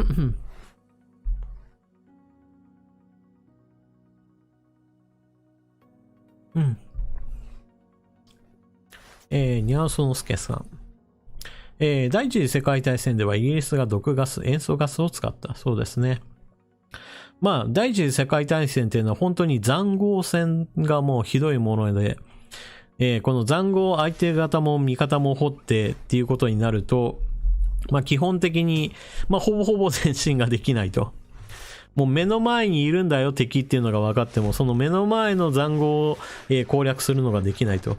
もう両軍とも砲撃しまくって、もう人が行っても、もうなんだったらもう全員が撃ち殺されるぐらいな感じで、もうバタバタと人が死んでしまうと。で、そうなった時にどうしようってなっても、砲撃をしても塹壕にこもってると相手が殺せないんで、よし、これだったらもう毒ガスだって思った人がいて、まあこの時は本当に毒ガスプラス、まあいわゆるウイルス兵器なんか炭疽菌とかも、まあそのあたりもいろいろな試されるようになって、まあひどいものになったっていう話がありますよね。まあそういった塹壕戦のその苦渋を両軍舐めたっていうことから、まあ鉄の車、戦車っていうのを使おうっていう発想になって、まあ第一次世界大戦は非常に原始的な戦車だったものが第二次世界大戦には、まあそれがどんどんと進化していって今の形へと近づくっていう。もう戦争っていうのは科学技術をものすごく必要としていることもあって、テクノロジーを発達させてしまうっていうものもありますね。うん。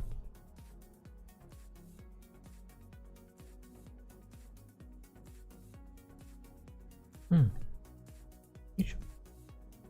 はい。というわけで、櫻井翔さんの話はこのぐらいにしましょうかね。ちょっとな。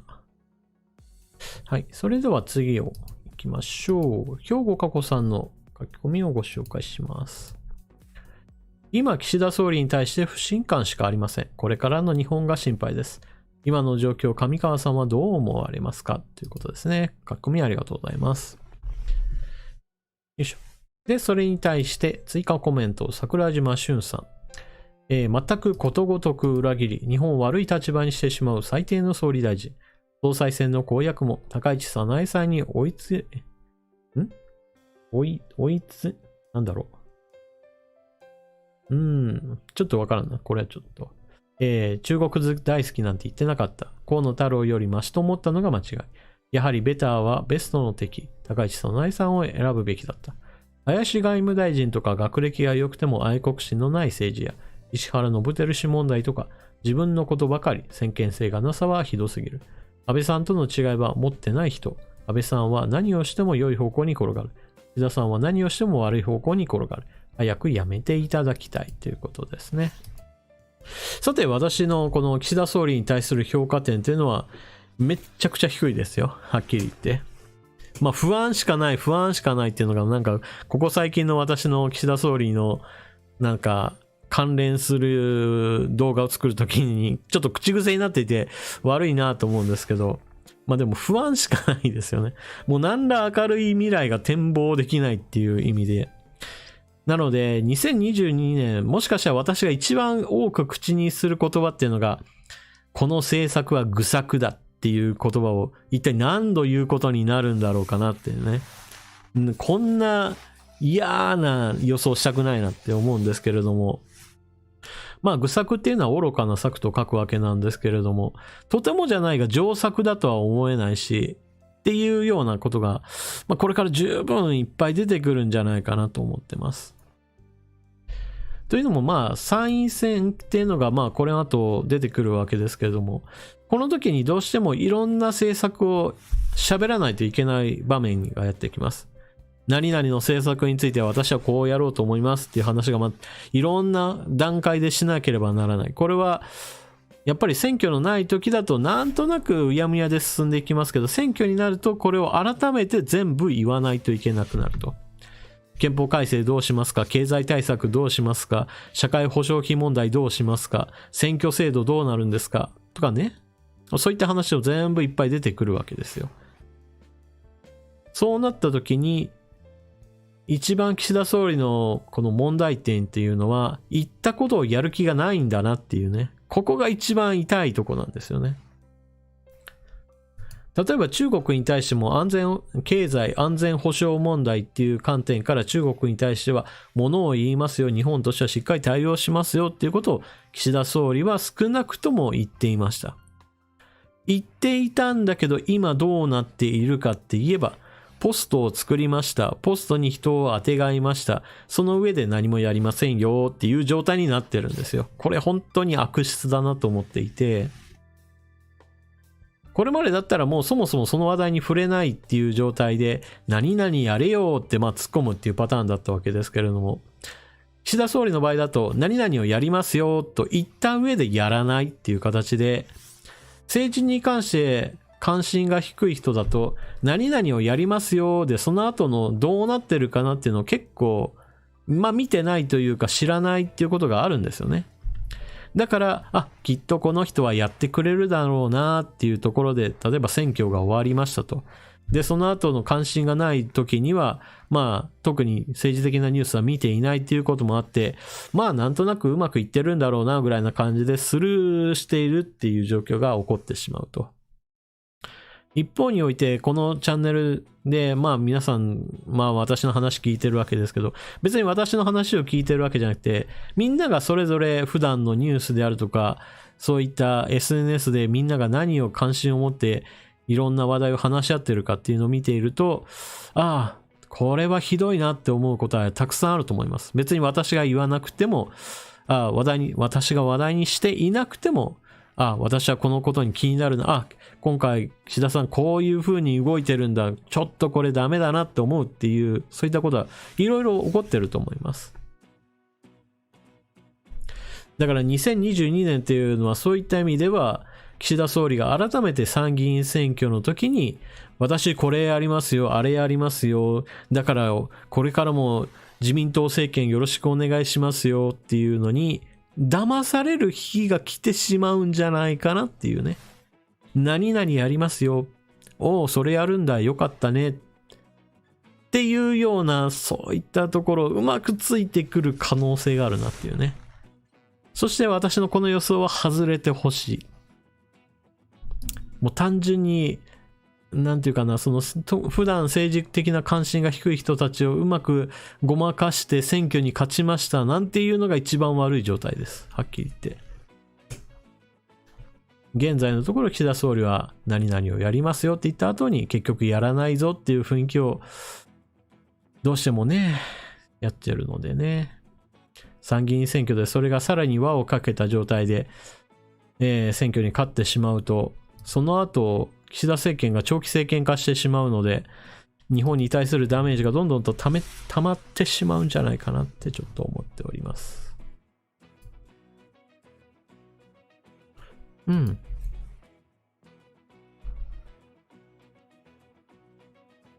うん。うん。よいしょ。ZBV さん。岸田政権倒れたら親中派まとめて駆除できるから次でまとまりそう。うまくまとまってくれたらなと思っております。うん。よいしょ。よいしょ。和牛黒毛さん。今の騎士は話を聞いて、ただ聞いてるだけ答えがないそうですよね。この話を聞きますよっていうのを岸田総理が言っていたわけなんですけど、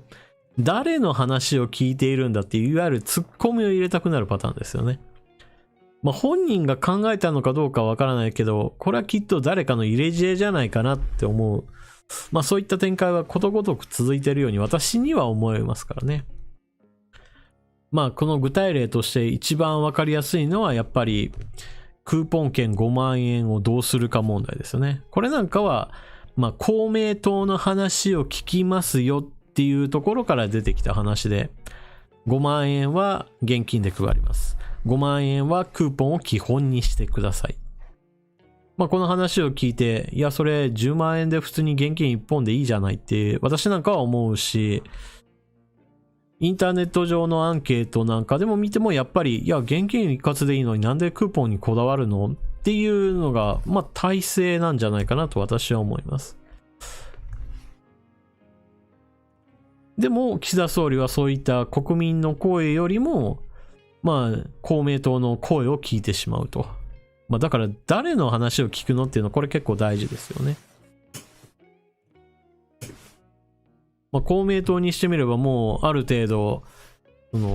印刷するぞってなったら、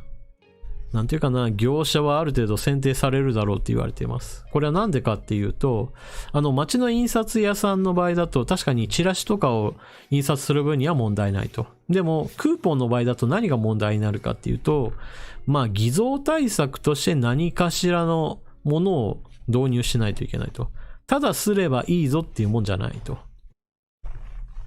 例えば表面にキラキラして、なんていうかな、別に紙幣ほどではないにしても、ほんの一点、最低限普通のコピーではダメな偽造防止加工を入れ込まないとダメだろうって話になるとかね。そうなると、そうした業者っていうのは、そもそもある程度絞られると。で、そういったところと公明党がつながってたら、いや、こういった政策進めるとあなたたちの会社にとってとても大事ですよね、みたいな話がついてるとしたら、こんな恐ろしい話はないというところですよね。で、政策論的に言ってもこれはまたおかしな話で、今のお金を配りましょうねっていうのは別に日本国民全員に配る話じゃないわけですよね。どっちかっていうと、今本当に生活の苦しんでいる人たちに対する、本当に支援ですよっていうお金なので、基本的には使ってもらうことを前提にするんだったら、クーポンじゃないとか、クーポンがいいとかそういう話は全く必要ないはずなんですよ。日本国民全員に配ったら、それは失業私はしていないし、収入は安定しているしっていう人たちは、10万円を配られても、あ、10万円入ったんだ、じゃあちょっと貯蓄にっていうこともなりやすいと。ところが生活の苦しい人たちに対して配るお金っていうのは、生活費に使われる前提で全く問題ないわけですよ。例えばこのお金があれば電気代がしっかりと払えるなとか、水道代が払えるな、それで何が問題なのって話なんです。なんでクーポンにわざわざして使い道を限定させるんだっていう話になりますからね。だから政策論的にもおかしいし、そして特定の業者に結局お金が流れるようなその仕組みっていうのもおかしいしっていうところで、これにこだわりすぎる、まさに愚策ですな。岸田総理はそうやって公明党の話を聞くんだろうけれども、国民の声を聞いてほしいところでございます。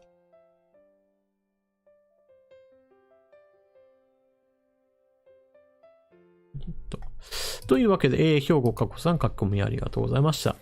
岸田総理に対して不信感やこれからの心配を持つ気持ちっていうのは、私も全く同じです。2022年は本当にこの政策は愚策だっていうこのセリフを私に何度言わせることになるんだろうなっていうね。もちろんこんなセリフを言わないで済む方が日本のためにはいいので、岸田総理はこの後選挙で負けてほしいけどさ、どうなるかなっていうところはちょっと気になるところでございます。さて、今22時52分と、予定では2時間ぐらいでと言いましたが、残念ながらそんなことはなかった的な展開になっておりますね。ある程度ちょっと質問を選別させてもらいますね。全部は言えないっていう感じですね。ちょっとそれでは外れたお話でお休みを入れましょうか。雨の中のクマさんのコメントをご紹介。お聞きしたい質問が気質か思い浮かばないので、ライブ中の休憩的なネタを。上川さんは日頃運動はしていますか？また得意なスポーツとか、学生時代どんな部活をしていたとかの話があったら教えてくださいということで。ここまで政治的な話がもうバーっとずーっと続いてきたので、少し箸休め的なお話をしましょ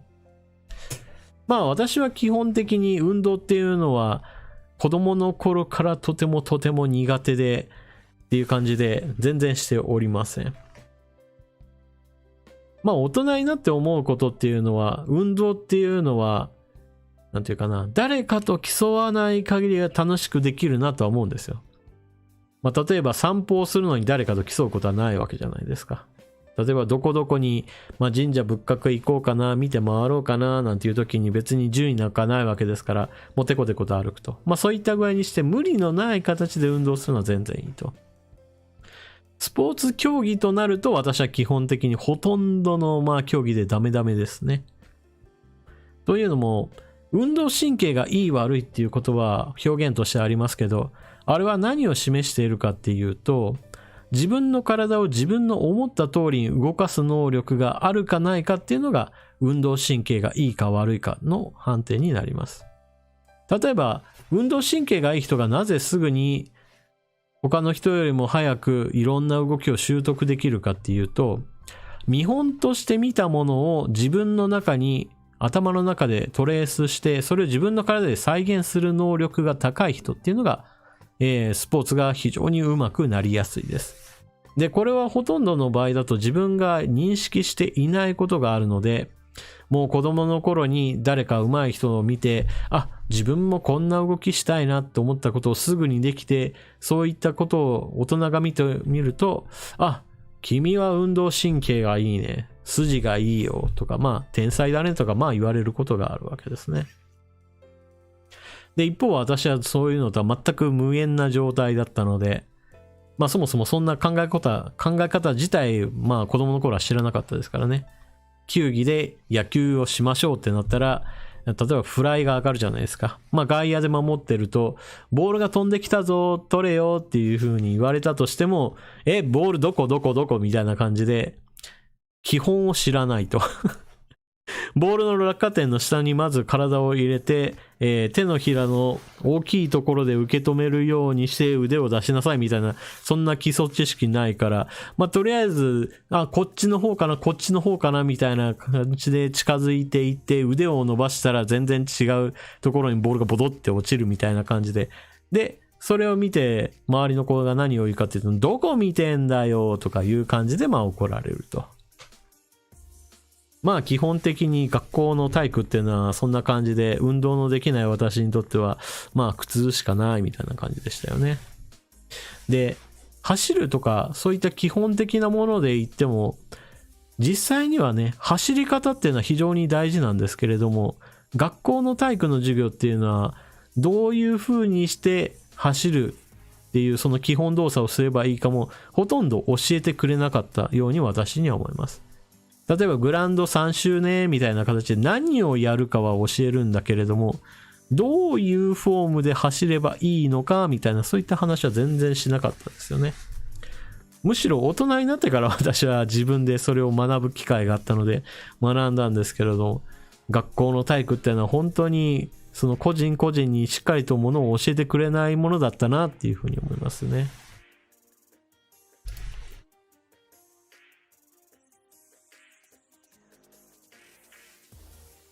きっと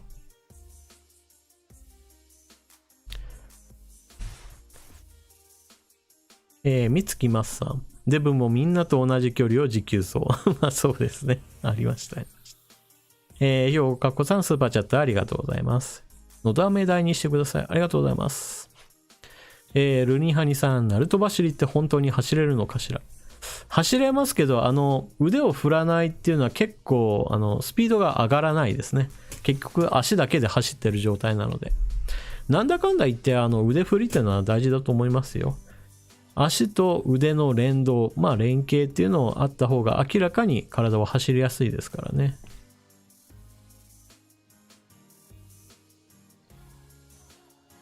チャロス JP さん、昔の侍は走っていけなかったそうです。まあ昔の人の走り方っていうのが今でいうところのナンバー走りまあナンバー歩きとか呼ばれるようなもので、今の西洋的な歩き方とは違ったものだったんだよっていう話もありますね。実際のところ見たわけではないですから、ちょっと今はわからないんですけれども、少なくとも今の私たちとはちょっと歩き方、走り方の体の使い方は違ったんじゃないかなっていう話はあります。大福女子さん、上川さんこんばんは。はい、こんばんは。としくん、学校の体育は遊びの延長。そのぐらいがいいと思います。結局のところ、学校の体育で何をすべきかっていう話で言うと、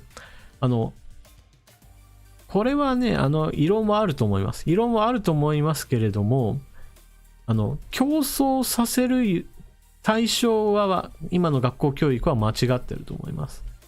誰か他人と競争させるんじゃなくって、小学生とか中学生レベルでの学校の体育っていうのは、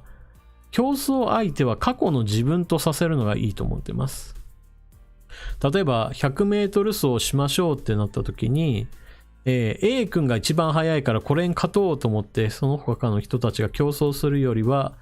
あなたは運動を始めた時に50メートルがじゃあ何秒でしたね。じゃあこれを何秒縮めるためにはっていうところでトレーニングをしていくみたいな感じで、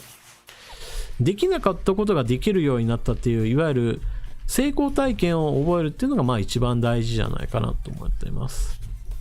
で、私自身も100メートルで、何秒だっけ17とか18秒ぐらいだったんですよ。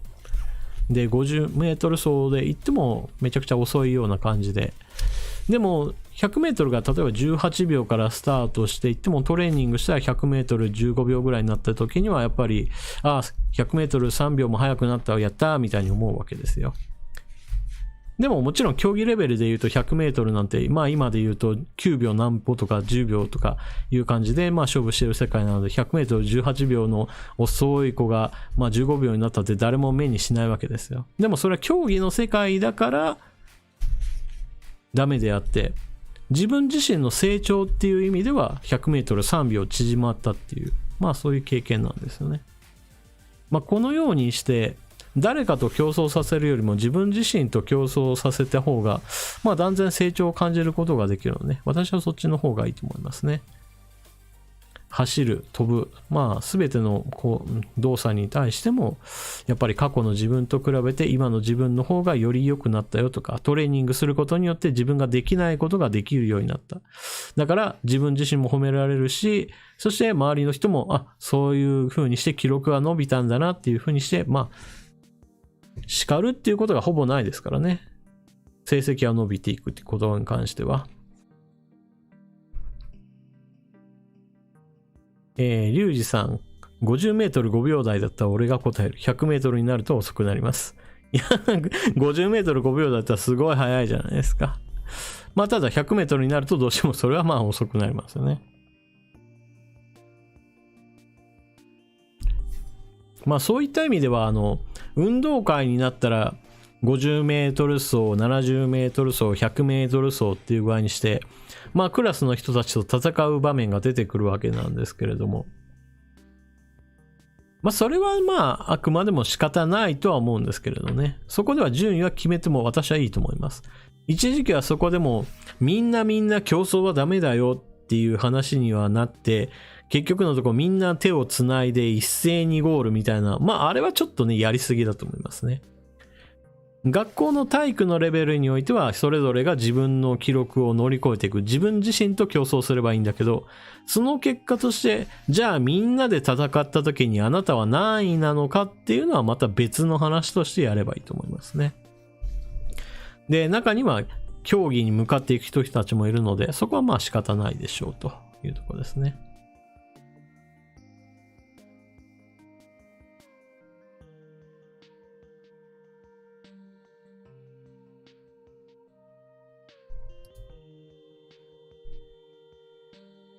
ポチッとな。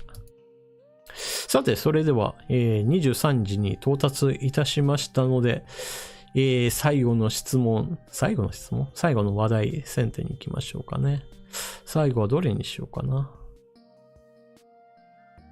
あ、もう上の方はもう喋ったからいいのか。まあ、ある程度まとめてお話できるものがあればいいかな。高橋玲子さんが、まず岸田政権に公明党がいることに対しての問題点。まあ、こちらの方はちょっと先ほども別の話題から、岸田聖子さん、岸田政権じゃない、兵庫加子さんの話題から岸田政権と公明党の話をしたので、ちょっとその点を、まあ、踏まえて言うと、まあ、今の岸田政権というのは、まさに、公明党とくっついていることによる毒物がブワーッと吹き出しているような状態なので、私は基本的には公明党は切るべきだと思っています。でも切ったからといって別に自民党の中の親中派がいなくなるわけではないので、それはまた別の問題として発生すると。ただし、切らない限りは結局、公明党と親中派が手を握った状態で、より強い状態で、親中政権としての政策を進めてしまうので、ここはなんとか切ってほしいなというふうに思っておりますが、岸田さんにしてみれば選挙で、公明党を大事にしているので、ちょっとね、連立を切らないだろうなっていう状況ですよね。だから誰か総理が交代して、公明党と政策が完全にぶつかるような政策を掲げない限りは今の状況が続いてしまうと思っていますね。キャットウェルカミングさん。まあ似たような話で、今まともな保守寄りの野党が存在していない日本、自民党に対抗できる政党を作るには何が必要だとお考えですかということですね。こちらはですね、図式として言えば、まず地方のその市区町村レベルからしっかりと議員を育てていって、で、だんだんと上に進出していくっていう形が、いわゆる王道のパターンになります。なんだかんだ言って小選挙区っていうのは、衆議院選挙だろうが参議院選挙だろうがどっちでもあって、その時にみんなに対してどこどこの党にお願いしますねっていう呼びかけをするのは一番誰が先頭に立つかっていうと、その地区にいる、議員さんたちです。まあ、市議会議員であったり、村議会議員であったり、県議会議員であったり、府議会議員であったり、都議会議員、区議会っていうような形で、まあ普段そこに住んでいる人たちの、例えば陳情を受けるであるとか、何か出来事があった時に顔を出してお話をするであるとか、祭りがあればみんな顔を出してるよね、みんな顔分かってるよね、名前知ってるよね、これからも私をよろしくね、みたいな感じで信頼を受けている人たちっていうのが、国政選挙になった時に、私はこの党を応援しています。みんなもこの党に入れてね、みたいな形で、結局のところ多くの人たちに影響を与えると。まあなので、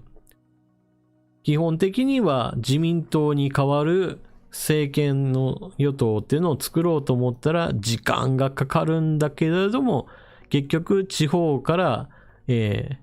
下から上へと上がってくるような積み上げ型の党っていうのが一番強いと。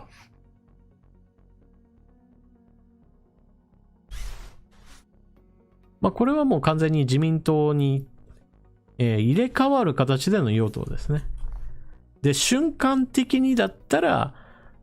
まあ風が吹くってよく言いますけれども、何かとてつもなく自民党が大こけして、もうありとあらゆる国民がもうたとえどんなことがあろうとも自民党以外じゃないとダメだって思った時には、そういった地方の議員なんかも全然関係なく、とにかく空気でみんなが、別の党に入れるっていうことが起こると。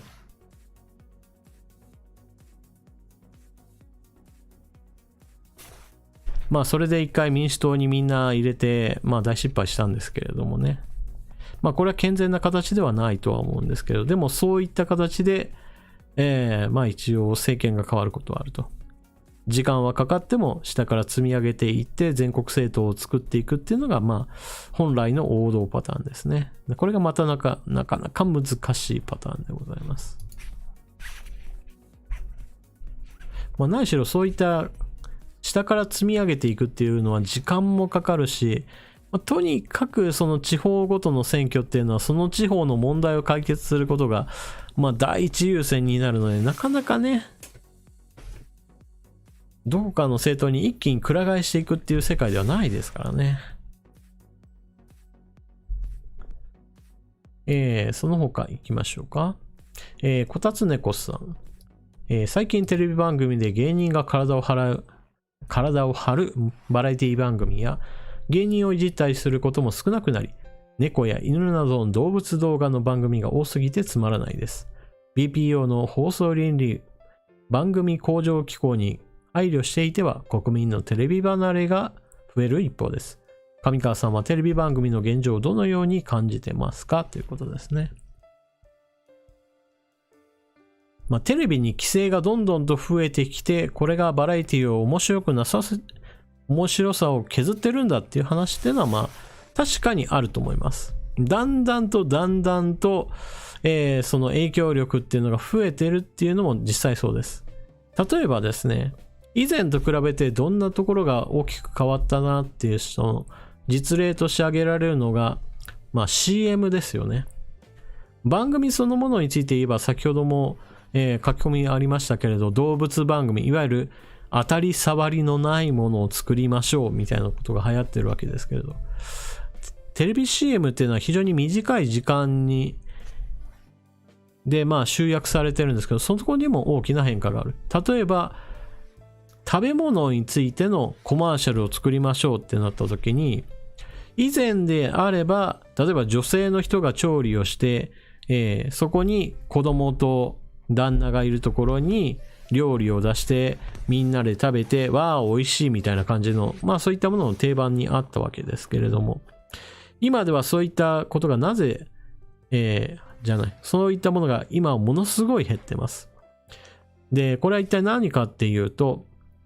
女性が料理をするっていうのは思い込みだっっていう話から、まあ男性だって料理するだろうがっていうようなツッコミも入りまして、現在ではそういったクレーム対応として、まあそもそも女性に料理をさせないという方向になってきています。まず男性が、これはうまいぞみたいな感じで料理をして、それを女性も食べるんだけれども、子供も食べるみたいな感じでも、なんか以前と完全に逆転する形になっていると。もう料理は男性がするもんだみたいな CM がほとんどになってきてます。で、こうするとですね、今度はクレームはものすごく少ないんだそうです。女性が料理していることに対しては女性がものすごいクレームを入れるんだけれど、男性が料理をしているときに男性からじゃあクレームが入るかっていうと入らないと。だったらそれでいいじゃないかっていう話ですよね。これと同じ話で、以前だったら女性がまず主役になってコマーシャルしていたものが男性へと置き換わっているものがあります。それが、掃除関連です。例えばトイレ掃除であるとかお風呂掃除みたいなものは、まあ洗剤を使うわけなんですけれども、掃除を以前だったら女性がしていたんだけど、これも全く先ほどと同じように、女性が掃除をするって決めつけるようなコマーシャルはなんでするんだっていうところから、まあクレームが入ると。で、クレーム対応として、じゃあ女性じゃない方がいいよなーっていうことから、男性がトイレ掃除をしたりお風呂掃除をすると。まあ最近だと本当にお風呂掃除に、まあお父さんと、なんかそのなんていうかな、娘さんの夫の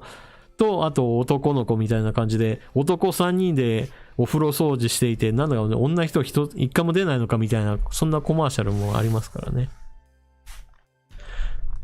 まあこの行き着く先っていうのは基本的にはとにかくクレーム対応でありとあらゆるものが、入れ替わってきてるので、ものすごく自由度がなくなってくるんですよね。作る側に。自由度が、まあ本来だったら狭まられたら、そこをなんとか打破しようとか、ものすごく意味深なものを作るとか、そういう分かりづらいところでの抵抗になってしまうので、見ている側としてはすっきり楽しめないっていうことが、まあ起こるんですよね。雨の中のクマさん、生理用品もイケメンが CM する時代が来るのかな。まあ、それはさすがにまあ、ないとは思いますけれど、まあ、正直、そういうことも起こりうるかもしれないですね。まあ、ただね、結局のところ、女性がクレームを入れて変更されるっていう事例は多いんですけれども、男性の方からクレームが入って変更されるっていう、こちらのパターンはないんですよね、あんまり。なので、男性もできるじゃないっていうものを女性がしていると。もしくは、これまでは女性がしていることが多いでしょって言われているものっていうのが、まあ、クレーム対象になってくるっていうところですよね。まあ、今回の話から言うと、女性の話ばっかりもしてきましたけれど、今回誰も書き込みしなかったなっていうのはちょっと意外だったなと思ってるのが、ここ最近だとトランスジェンダーの問題があって、体は男性なんだけれど心は女性だと思っている人が女性トイレに行って、それでうわ男性が入ってきたと思って通報したら、本人はいやいや私は体は男性だけど心は女性だから何の問題もありませんって主張して、っていうような出来事があったんですよね、最近。まあこれ結構私個人的には気になってる問題で、本人がその性別をまあ女性だと認識しているんだっていう主張をすれば、もう見た目が男性であっても女性トイレに入ることを正当な侵入というか正当な利用だって主張することがまかり通るのかっていうね、そんなわけねえだろうって私なんか思うわけなんですけれども、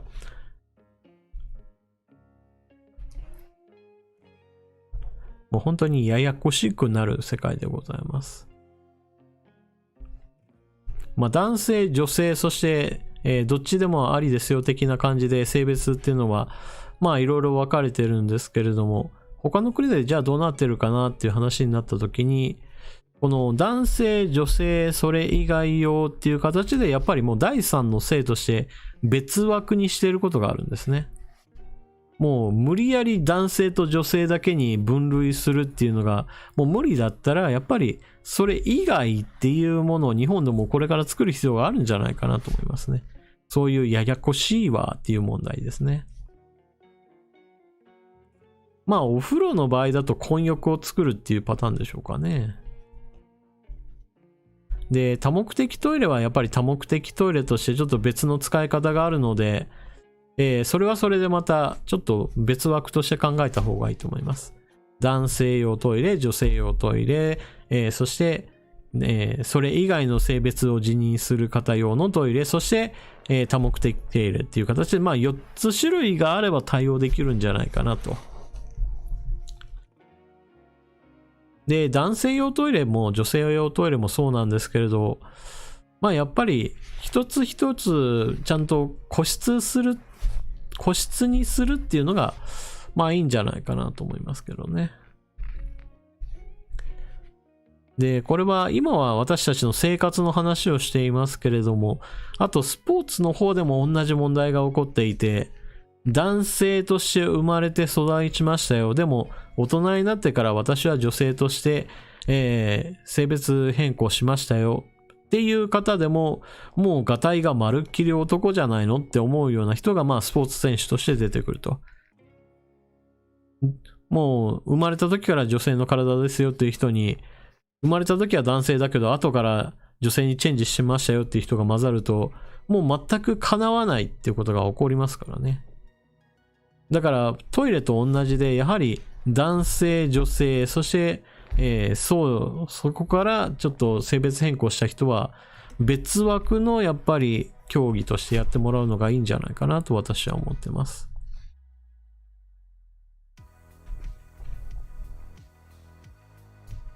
早川さん、多目的不倫に使う？まあ不倫に使う方もおられますね。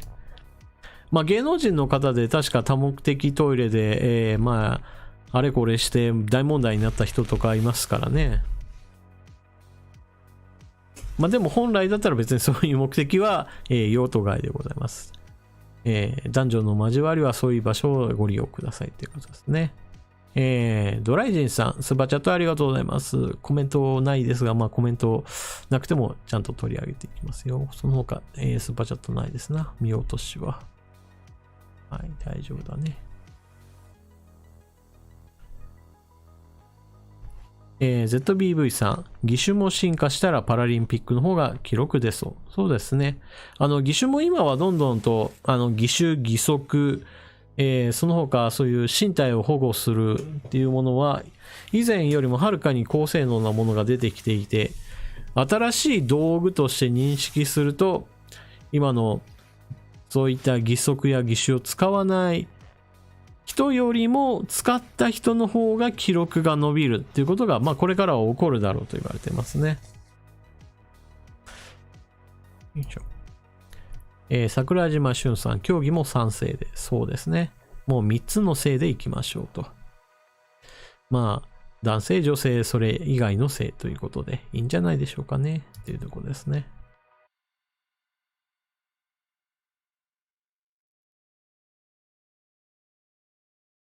はい、次行きましょうね。カモリーの部屋さん。移民や技能研修制度について上川さんはやや否定的ですが、私は無秩序に日本に入り込まれるよりも、建設、農業、漁業、林業、介護など、今の日本人が到底できない人手が足りない分野に限って、海外から労働を受け入れるというのは必要だと思います。すべてが機械化できるわけではありませんから。技能研修は名目でただの単純労働だという人もいますが、単純労働もできない奴が専門的な技術を習得できるわけがない。はじめは誰でも日本人でさえ皿洗いからです。皿洗いが満足にできない奴が寿司を握れますか？息づりを盛れますか？単純作業をしながらでも、できる奴は盗んででも技術を習得していきます。手取り足取り1から10までを教えることが技能研修ではありません。また人から教わるならば、授業料を払うかなければ労働力という代償は払わなければならない。それが等価交換の資本主義というものです。問題なのは奴隷的搾取であって、そういうものは運営を厳格化すればいいと思います。ただ最初から全てをうまく回せるわけではない。時間はかかりますが、より正しい制度にしていくことは日本人なら必ずできると思います。さて、それはさておき。国際結婚についてはどう思いますか？詳しいデータを知りたいですが、今や10人に1人は国際結婚だと聞いたことがあります。最近はロシアやウクライナ、東欧の人も結構多いですよね。どのくらいいるのですかね。ロシアはウクライナのとても美しい女性たちが YouTuber で活躍されていますが、彼女らは決して奴隷として、あるいは経済的理由で日本に売られてきたわけではない。いろいろ増えている理由はあるようですが、よく知りません。国際結婚組織が暗躍しているのかな？自ら日本が好きで日本に来て日本人と結婚されて日本で生き生きと活躍されてますよね。そして2世3世が生まれて芸能界ではハーフ、ダブルの女性がアナウンサーで活躍されたり、スポーツ界では大坂なおみやケンブリッジ・アスカ、サニー・ブラウンなど身体能力の優れた方が活躍されてますよね。つまり DNA 的には濃くなるよりも多様性を持つ方向に行くのは本能です。そんな国際結婚して日本に根を下ろしている外国人が今後何十万人と増えてくることについて上川さんはどう思いますか？上川さんは国際結婚したいと思いますか？ということで、書き込みありがとうございます。話題としては、前と後ろでちょっと2つに分かれているので、まず前の方からいきましょう。前の部分、前半部分は移民や技能実習制度について。で、私はこの技能実習制度について、まず言っておくと、今の日本の技能実習制度っていうのは、悪徳業者がはびこるっていうのを全然取り締まれていないっていう問題があります。例えば、日本の中でこの技能実習制度ではちゃんとお金出してくださいねっていう話があるわけですけど、そのお金を全然出さない業者も平気でこの実習制度を利用して、例えばベトナムからやってくる人たちに対して、もう空やもうギリギリみたいな感じで、金を全然出さないし、ものすごい過重労働、超過労働っていうのを課しているっていうところも、もう全く普通に、ずっとこの技能実習生を利用し続けて、そして誰も罰さられることなくそのまま、もうボロボロな状態でベトナムの人たちが帰っていく。もしくはもうあまりにも辛すぎて逃げ出して不法滞在になってしまう。もしくは日本国内で犯罪を犯してしまうっていうようなことが、実際に起こっています。で、その人を雇ってくるっていう段階においても、例えばベトナムでどんな人がその人たちを集めているかってなった時に、いわゆる悪徳業者がもう幅を利かせまくっていて、もうベトナムの人たちに100万とか200万とか借金を負わせるような形で日本に送り込むと。じゃあその100万200万っていうのに何か例えば日本語をしっかりと勉強させるための準備としていろんなことを教えてるとか、そういう必要経費として使っているかっていうと、そうじゃねえよというところで、もうほとんど日本語なんてほとんど全然わからないような状態で、とにかく日本に行ったら働けるんだからお前ら行けやみたいな形で送り出すみたいなことも普通にまかり通ってると。で、日本にやってきたら帰るお金もほとんどないから、とにかく言われる間に働かなきゃいけないみたいな人がやっぱりこれまたたくさんいるみたいな形で、とにかく日本のこの奴隷っていうふうに言われているのは、日本国内における法整備として問題行動をしている悪徳業者を全然取り締まれてないぐらいに取り締まり体制が緩すぎっていう問題があります。で、そういった状態なので、結局のところ日本にやってきてなんだこの国はって思って日本のこと大嫌いになってしまって帰っていくっていう人たちがもう量産しているような状態なので、もうこの制度っていうのは本当に改正する必要があると。で、一方において、じゃあそれが全員なのかって言われるとそうではないですよと。技能実習制度で言うと、日本人と同じ労働してるんだと同じ金額払いなさいよって言われて、ちゃんと払っている会社もあります。例えば建設業だと、非常に熱心にこの海外からやってくる労働者の人たちを受け入れている会社があります。で、それはなんでかっていうと、日本人だったら値を上げるような建設業のその現場の、非常に体力のいる仕事も海外から来た人たちは熱心にやってくれるというところで、わざわざ海外の人たちを入れることを前提に経営している会社なんかもあります。で、そういった場合だと、ちゃんと日本人と同等のお金を出して、例えば建設業のその現場の作業っていうのは本当に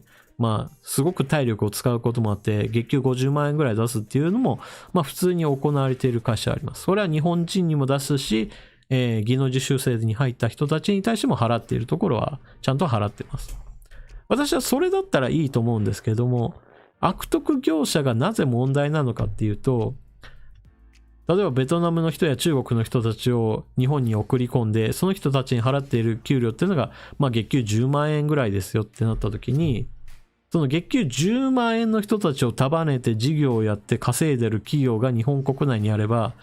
他のそういった極端に安い労働者を使っていない企業っていうのは明らかに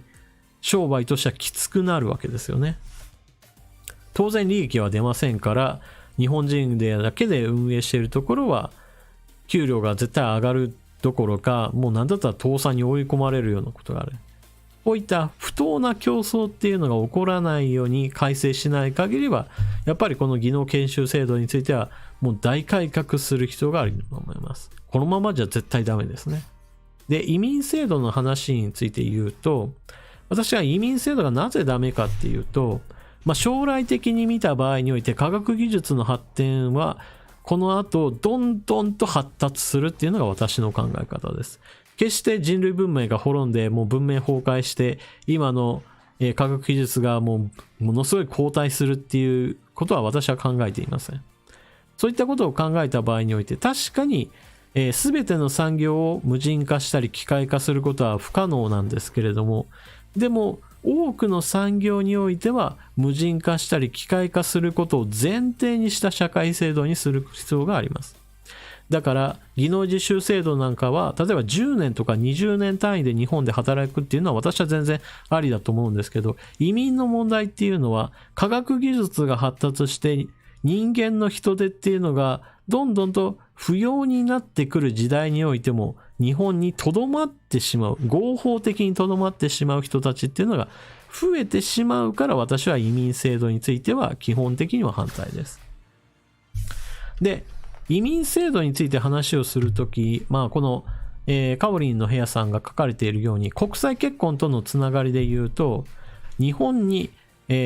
人になるっていうことを一つ目標としていて、それが日本が好きですよっていう理由だったら、私はそれは全然いいと思うんですけれども、問題はそうじゃない人たちですよね。例えば日本に行くのは、基本的に日本だったら働かないでも生活保護でもらえて、もう生活していけるんだよね、みたいな形で、既得権益をつかむために日本にやってくる人、つまり別に日本が好きだから来るんじゃなくて、日本にたかることが自分にとって、利益になる。そういう風な考え方をしてやってくる人たちに対しては、はっきりと断固反対ですよっていう私は考え方です。なので国際結婚は全然いいと思います。なので本当にね、日本に対する愛があるかってどうかっていうのは、ここは本当に大きなこの選考ポイントですよね。で、ロシア、ウクライナ、東欧の人たちが結構多いっていう問題っていうのは、特に東欧の人がなぜ増えたかっていうのは、これは本当に貧困問題です、はっきり言って。ここ最近ではそれほど日本の中で報道はされていないんですけども、EU の中においても東ヨーロッパっていうのは基本的には、収入としては非常にない地域です。で、EU の中でもこの東ヨーロッパの人たちは貧しいことが多いっていうのは、この東ヨーロッパの国々っていうのは産業的には発達が遅れていて、それまでの従来、産業が発達しているドイツやフランス、そういった国々との EU 内競争で明らかに負けているんですよね。で、そういった地域だと、やっぱり産業が育っていないので、給料も上がらない。貧しいですよと。そして国からのサポートも不十分ですよっていうこともあって、これらの国々っていうのは出稼ぎのその供給源になっています。ドイツの発達にはこの東ヨーロッパの人たちっていうのが非常に有効に使われているっていう話があって、例えば農産業なんかに言っても、まあ収穫の時期ものすごい人数が必要だなってなったら東ヨーロッパの人たちがまあ出稼ぎにやっていきますよと。で、工場労働者っていう意味においても東ヨーロッパの人たちはまあ非常に重宝されていると。で、なぜかっていうと、まあこれらの貧しい人たちってのはまあどうしても仕事が欲しいわけですけれども、ドイツ人よりは安い値段で働いてくれると。で、難民の人たちもメルケル首相は積極的に入れたわけなんですけれども、難民の人たちは安く労働してくれるんだけど、一番の問題はやっぱり言葉の壁っていうものがあって、東ヨーロッパの人たちっていうのは基本的にはまあまあ大体似たような、文化圏にあるっていう考え方から、まあある程度受け入れるんだけど、イスラム教の人たちが例えば入ってきた時に、まあもう言葉も文化もあまりにも違いすぎて、まあ工場労働者として考えてきた時も、まあ安いんだけど、でも東ヨーロッパの人たちの方がまだいいなみたいな感じになると。で、そういった地域っていうのは、まあ、日本人との、まあ、いわゆる国際結婚をする上では、まあ、非常にブローカーが暗躍しやすい地域なんですよね。まあ、残念ながらの話ではあるんですけれども。まあ、そういったところに目端が利くような人たちっていうのは反射勢力もありますけれども、そうじゃない人たちでも、やっぱり、東ヨーロッパの人たちは、まあ、基本的に日本の美的感覚から言うと美しい人が多いので、日本人とまあ積極的に組み合わせることっていうのが、まあ日本人の方からも見てもなんかこんな美人の人と結婚できるのっていうようなこともあって、まあ結構受け入れられると。中には偽装結婚みたいなものも当然混じってるんですけれども、まあそういったものじゃない純粋に、まあ貧しい人たちにしてみれば日本の、まあたとえまあちょっとねっていうような男性であっても、あちらの人にしてみればすごく優しいわっていう、まあそういった観点からくっつくことはいっぱいあるんだそうでございます。さてまあそういったわけで、まあ上川さんどう思われますかと、私は国際結婚したいと思いますかっていう部分なんですけど、まあ私自身は今結婚もしていないですし、まあ恋人もいないので、まあものすごくフルオープンな状態でございます。まあ国際結婚も全然ありだと思っていますし、もうなんだったら別にね、もう地球人じゃなくても OK ですよぐらいな気持ちにはなってますよ。もう他の国の人でもいいし、他の星の人でもいいし、別にね、過去から来た現代にやってきましたよっていう人でも、未来から過去にやってきましたよっていう人でも、もう異次元の人でもあっても別に構わんですよぐらいな感じですね。よいしょ。まあそのぐらいの感じではありますけれどね。よいしょ。もうなんだったら別に人間じゃなくたって、まあ天使であろうと悪魔であろうと妖怪であろうと精霊であろうとも何でも OK でございますよっていう感じですよ。まあそこに特に優劣はないでございますわ。まあただ、結婚相手ができましたって言って異星人でそれがもう人間と明らかに異なる形態だったらちょっとねっては思いますけれども、まあそこはもうなかなか難しいところですね。まあエイリアンタイプはご遠慮願いたいところでございます。そうなんですよね。まあエルフとかね、まあそういう人間の感覚的に合うような、まあ異星人だったらいいんですけどね。まあね、でも、今私たちは地球人類しか知らないからこういう風にして、いやまあ地球人がいいんじゃないのっていう話をしてますけれども、まあ500年も経てば他の生命体の文明と接触している可能性とかもあるんで、その時になったらね、ちょっと事情は違うかもしれないですよ。まあもしくは、人類のその生存権っていうのが広がって、例えば、火星をまあ人間の住みやすい土地に変えた場合においては、地球人類と火星人類っていうのがまあ残念ながら生物的にはちょっと違うものに進化が進んでいく可能性とかもあるんですよね。これは住んでいる星によって重力圏のその強さっていうのが変わってくるので、動物の形態というか形、見た目はどうしても変化してくるっていう話があります。なので同じ人類、例えば地球から発祥したんだけれども、まあ火星人類と、まあもしくは木星の衛星タイタンあたりで生まれ育った人とか、まあ全く違うように見えるよみたいな感じで、まあそういった交流というのもあるかもしれないですからね。まあだから私は地球の人間じゃないと嫌だっていう人と、いや別に火星の人でもいいんじゃないっていうような会話もまあ何百年後にはまああるんじゃないかなとはちょっと思いますね。まあちょっと今の話は、まあ随分未来を含んでる話ですけれども。スバルさん、月の裏側には基地があります。今のところ月の裏側って言えば、まあ中国の基地ぐらいしかないですけどね。うん。ハクビさん、どこから宇宙動物でどこから宇宙人なのか。まあ、今宇宙人っていうと基本的には地球外のどっかにいるだろうぐらいな感じで、まあ言われますけど、ちゃんと特定の星に何々人がいるよ的な話になると、まあ途端にそのくくりっていうのはちょっと改める必要があるでしょうね。宇宙人って言えば、いや、どこどこ星人、アルファケンタウリスに住んでる人たちと、いや、オリオン座のあの星に住んでる人は違うだろうみたいな感じになりますからね。雨の中のクマさん、かぐや姫は宇宙人。まあ、それは月から来た人っていう意味で言うと、地球人じゃないですからね。まあ、もともと昔の話の中には、まあ、地球以外を前提にした話もありますよね。まあ、これは変な話ですけれども、まあ、現在の地球人類っていうのは、もともとは地球に発祥していなかった説っていうのもあって、まあそれがどのような形で地球にもたらされたのかっていうのはもちろんいろいろあるわけですけども、まあ、例えばまあ隕石に乗ってやってきたタンパク質を元にして現在の地球の、まあその生命のスープっていうのが変化したんだっていうそんな理論とかもありますからね。まあそれで言うと日本の創世記で言っても、いやもともとは他の星で生命っていうものがあって、その生命っていうのがまあ宇宙船でやってきて、でそれが国づくりをしたんだよっていう考え方をする人もいます。まあそれで言ったら別に日本の話だけではなくて古代の話っていうのは大抵、いやこれ宇宙人がこの世界を作ったよっていう風に解釈するとなんか話が通るよねって言われるようなものはたくさんありますよね。まあ神と呼ばれるものがその自分の姿に似たものとして人間を作ったんだ。ということはその神は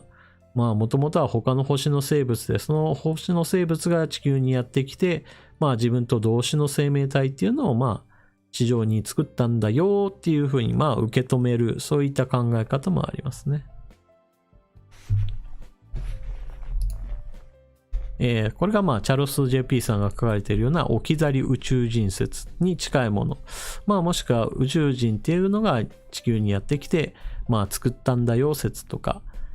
そして、それとは全く別なのがトモさんのシミュレーション仮説。この世界はもう超高度に発達したコンピューターの作り出したまあ仮想現実ですよという話ですが、まあ仮想現実の定義っていうのがなかなか難しいところですよね。ものすごく高度にシミュレーションされた世界っていうのはもう現実と非現実の境界線っていうのがまあほぼないに等しいものですからね。と、まあなんか随分最後は、まあこんな感じがいいかな。こんな感じがいいかなっていうのは変ですけれども。まあこういった具合にして一つの政治的な話題だけでずっと話を聞いていると話に変化がないので、こういった全く違うような世界の話をするっていうのも、まあ頭の体操になっていいんじゃないかなと思いますね。まあ特に宇宙の話っていうのは本当にね、もう日々ではないですけれども、常識っていうものがもう覆されることがものすごくいっぱいありますからね。まあ例えば私はここ最近の宇宙の話の中で一番、なんか随分以前と話が変わったなと思うのが宇宙の端についてですね。ビッグバンによって地球じゃなくて今の私たちのいる宇宙っていうのがまあ発祥ですよっていう考え方から、宇宙はまあある点を起点にして基本的には空間っていうのが広がるような形でまあ外へと向かっているっていうまあイメージがあります。じゃあ宇宙がこの広がっているその先端から先はどうなっているんだろうっていうまあ考え方がまあできるわけなんですけれども、どうやら現在の科学上においてはこの宇宙の端っていう考え方はそれ自体はなくて、まあ基本的には宇宙っていうのは、その限界を通り越したっていう考え方はできなくて、基本的には宇宙は一つのまとまりとでも言えばいいのか、端がない世界だっていう考え方がありますね。で、宇宙の外っていう概念はじゃあ何かっていうと、結局宇宙の外も宇宙ですよっていう考え方があるんですよね。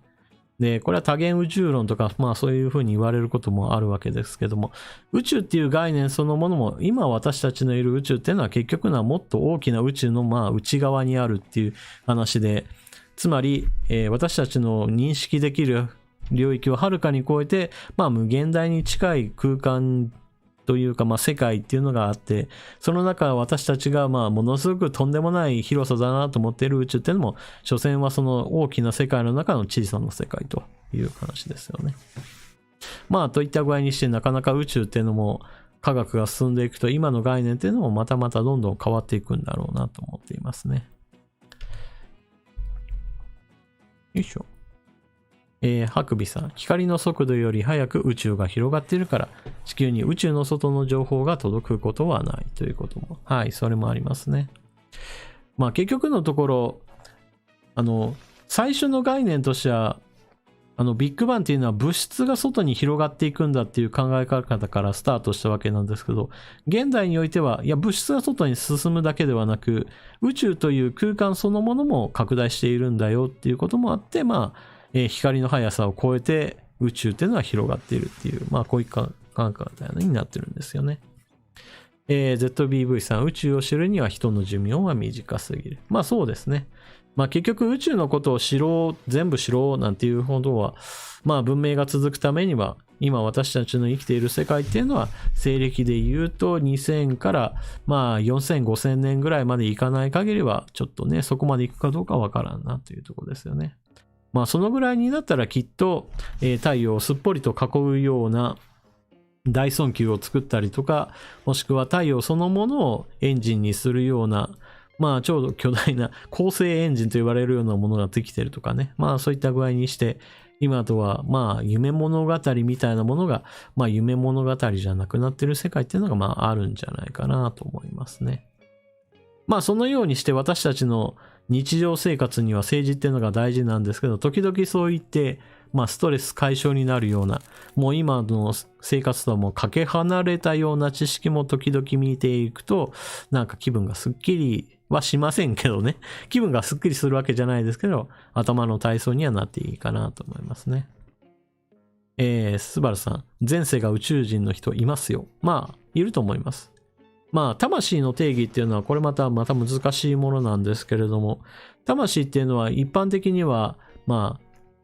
もう前進していく方向、時間の流れとともにあるっていう考え方が一般的ですけど、別に魂の定義っていうのはそういった時間の流れに対しては別に拘束されていない可能性があるので、まあ未来の魂が現代に行くこともあれば、まあ昔の魂が現代に行くこともあるっていうこともまあ十分あり得ますからね。だから前世が宇宙人でっていうこともまあ十分あり得るでしょう。ともさん、2070年ぐらいから来たとか言っていた人いなかったっけ？まあありますよね。私は何年後の世界からやってきたんだ。これから起こることを皆さんに、予言しておいてあげましょう。みたいな話はまあ何個かありますよね。ハクビさん、輪廻転生があるかどうかですね。キリスト教だと魂は煉獄にとどまっている。まあなかなかこれは宗教観と関わる部分でいろんな世界の考え方ありますね。まあどの定義が正しいかなんて結局のところまあわからないものでございます。はい。日野江さん、宇宙の理解が先か天国地獄の発見が先か。まあこれもわからないところですよね。どっちが先になるんでしょうか。まあ死んだらわかりますっていうのはまさにその通りですよね。死んだらもう無の世界が待っているのか。もう無だったらもう何もわからないんですけどね。それとも輪廻転生の世界なのか。もうなんだったらオーディンがオーディが待っているかもしれませんよ。うん。はい。というわけで、まあ、ちょっといろんな話に展開したところで、今日の放送で政治の話をしていたなんてもう全部忘れちゃうぐらいな、まあいろんなところに話は行きましたけれど、まあこのあたりにしましょうかね、今日は。はい。というわけで、本日の2021年12月11日の生放送は、23時44分。まあ結構お話ししましたけれども、こんな感じで終わっていこうかなと思います。まあこれからも政治系のネタを話しつつも、話の箸休め的な感じで、まあ脱線していろいろな話をこれからもライブ放送ではやっていこうかなと思っております。まあ、この話の土台になるのは皆さんからのコミュニティ投稿っていうこともあるので、まあ、今こういった話題についてどう思ってるの、どんなニュースがあるのっていうのを聞いてくださってもいいですし、逆に言うとそういった政治系のネタに間に全く別の話題を挟み込むのに、皆さんの何か書き込みをきっかけにすることもありますので、ぜひともそういった楽しみ方もご利用ください。というわけで本日の生放送はここまでといたしましょう。次回は来週同じ時間土曜日の21時を予定しております。そして動画についてはまた別目として行っていこうと思います。ダブルシュナウザーさんスーパーチャットありがとうございます。スーパーチャットは大歓迎でございます。そして日曜日はこの喉の状態によりますね。2時間喋るつもりが結局3時間近く喋ってしまったので、この1時間近く伸びた分だけ喉の負担がどうなるかは明日、開けてみないとわからないところでございます。というわけで、皆さんここまで長い間お聞きくださってありがとうございました。次は動画でお目にかかりましょう。皆さんおやすみなさい。またね。